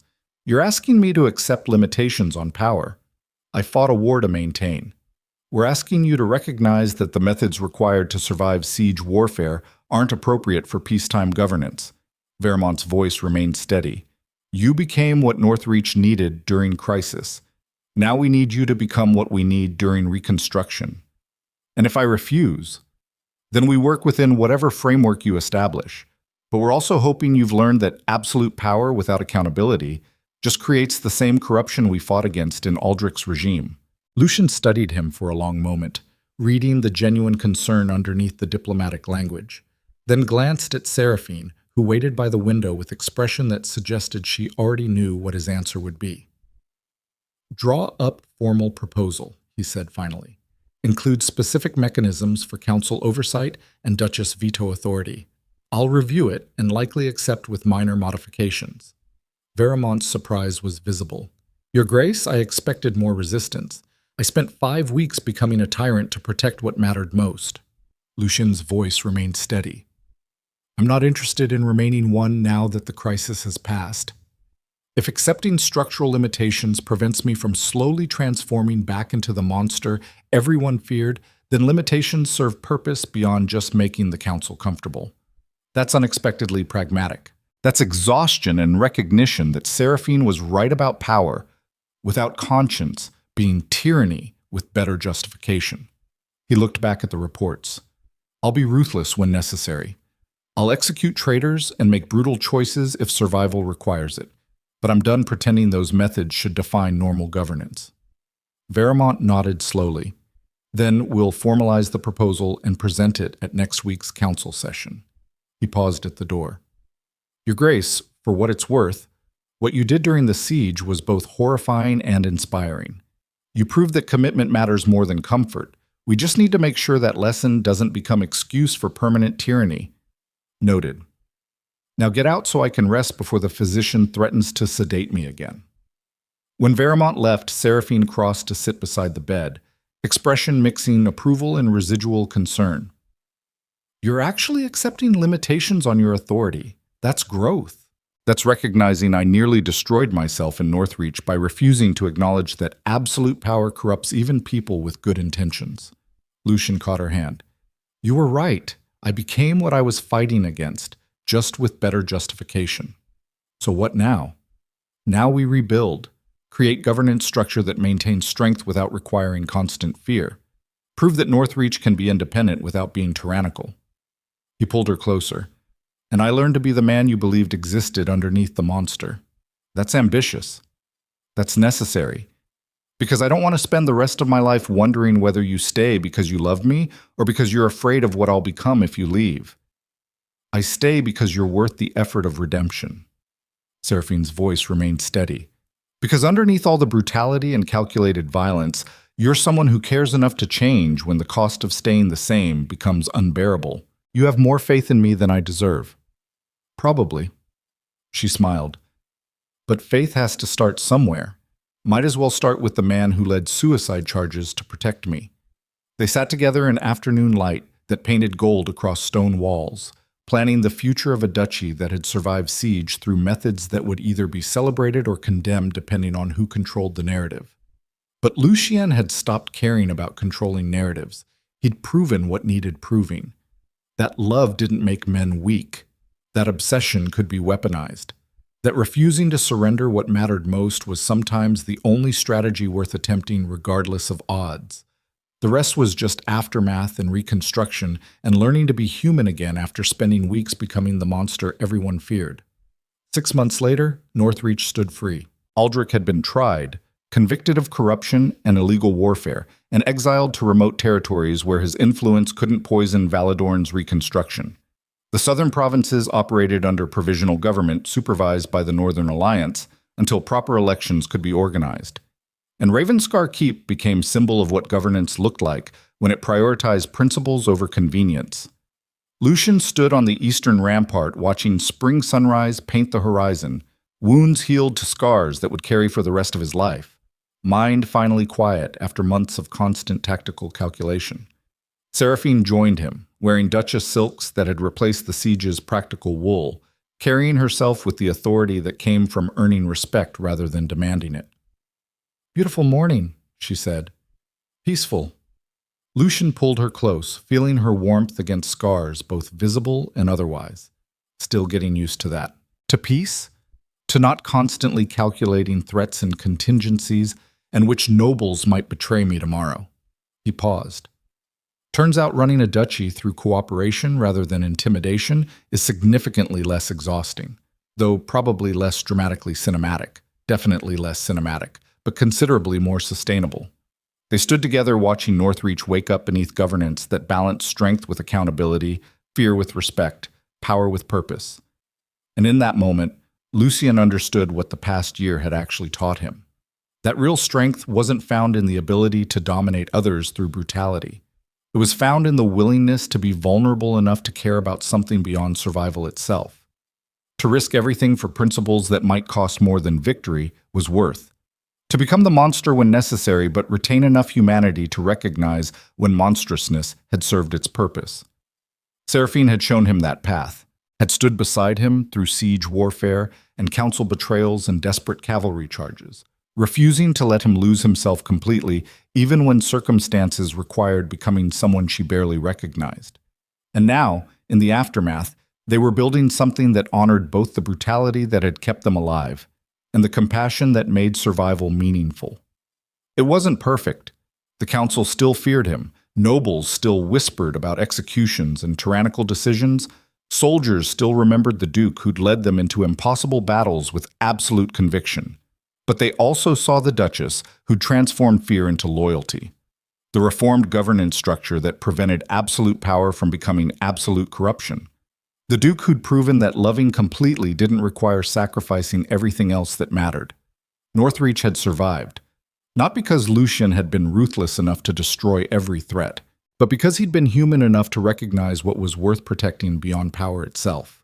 And in the end, that recognition had made all the difference between becoming the tyrant everyone feared and becoming the leader they'd needed all along. "You're thinking too much," Seraphine said, reading the contemplation in his expression, "just reflecting on how we got here. We survived. That's how we got here. Through stubbornness, desperation, and absolutely catastrophic decision-making that somehow worked out because the universe has a twisted sense of dramatic timing."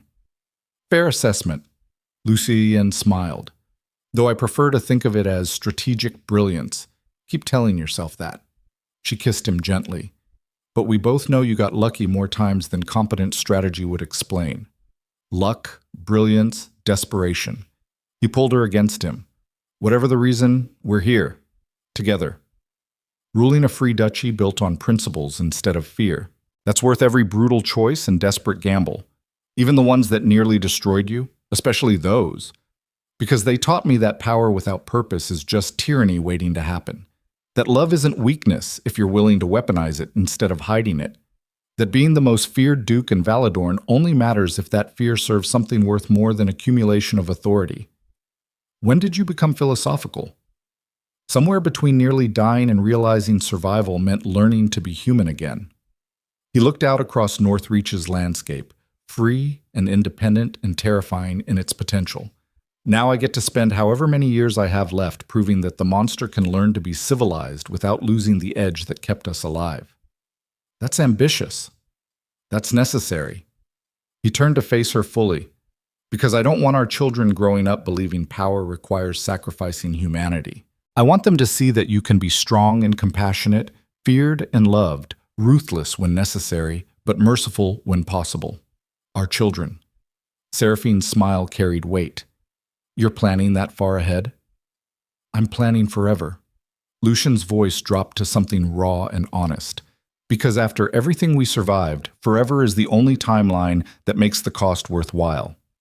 She studied him for a long moment, reading the scars and exhaustion and absolute sincerity in eyes that had witnessed too much violence and still somehow retained capacity for hope. Then she nodded slowly. Forever. But you're teaching them to use swords, and I'm teaching them to use diplomacy. Deal. Though we're both teaching them that sometimes survival requires becoming someone you'd rather not be, and that's acceptable as long as you remember to come back afterward. That's a complicated lesson for children. They'll have complicated parents. Lucian pulled her close. They'll figure it out. They stood together on Ravenscar's ramparts, watching spring transform winter's devastation into new growth, planning futures that honored both the brutality that had kept them alive and the compassion that made survival worth the cost. And throughout Northreach, people told stories about the Duke who'd loved so completely that he transformed obsession into revolution, who'd fought impossible wars and won through desperation disguised as strategy, who'd proven that some things mattered more than survival itself and that fighting for them was worth whatever price the universe demanded. The stories would grow with time, become legend, transform actual events into mythology that served whatever purpose future generations needed. But at their core, they would always carry the same truth. That Duke Lucian Ravenscar had been offered the choice between power and love, between ruling through fear and protecting through commitment, between comfortable survival and impossible principle. And he'd chosen love, chosen commitment, chosen principle. Not because it was easy or safe or strategically sound, but because after 20 years of being the monster everyone feared, he'd finally discovered something worth becoming human for. And that discovery had changed everything. For Northreach, for Valadorn, for himself. But most importantly, for the woman standing beside him who taught him that obsession could be strength instead of weakness. That love could be weaponized without being destroyed. That caring completely about something was the most dangerous thing a ruthless duke could do. And sometimes, the most necessary. The sun climbed higher across Northreach's free sky, and Duke Lucian Ravenscar, the most dangerous man in Valadorn, stood beside the woman he'd nearly destroyed himself protecting, and finally understood what victory actually looked like. Not kingdoms conquered or enemies destroyed or absolute authority maintained, but just this, standing together in the aftermath, building something worth more than power itself, and learning to be human again after spending so long becoming the monster. That was enough. That was everything. And as springbirds sang across Ravenscar's ancient stones, the Duke who'd weaponized obsession finally allowed himself to believe that maybe, possibly, they'd earned the right to whatever came next. Together. Always together. Because that was what all the brutality and desperation and impossible choices had been for. Not winning wars, but keeping this one thing safe through every storm. And now that the storms had passed, they could finally start living instead of just surviving. That was the real victory, the only one that had ever truly mattered.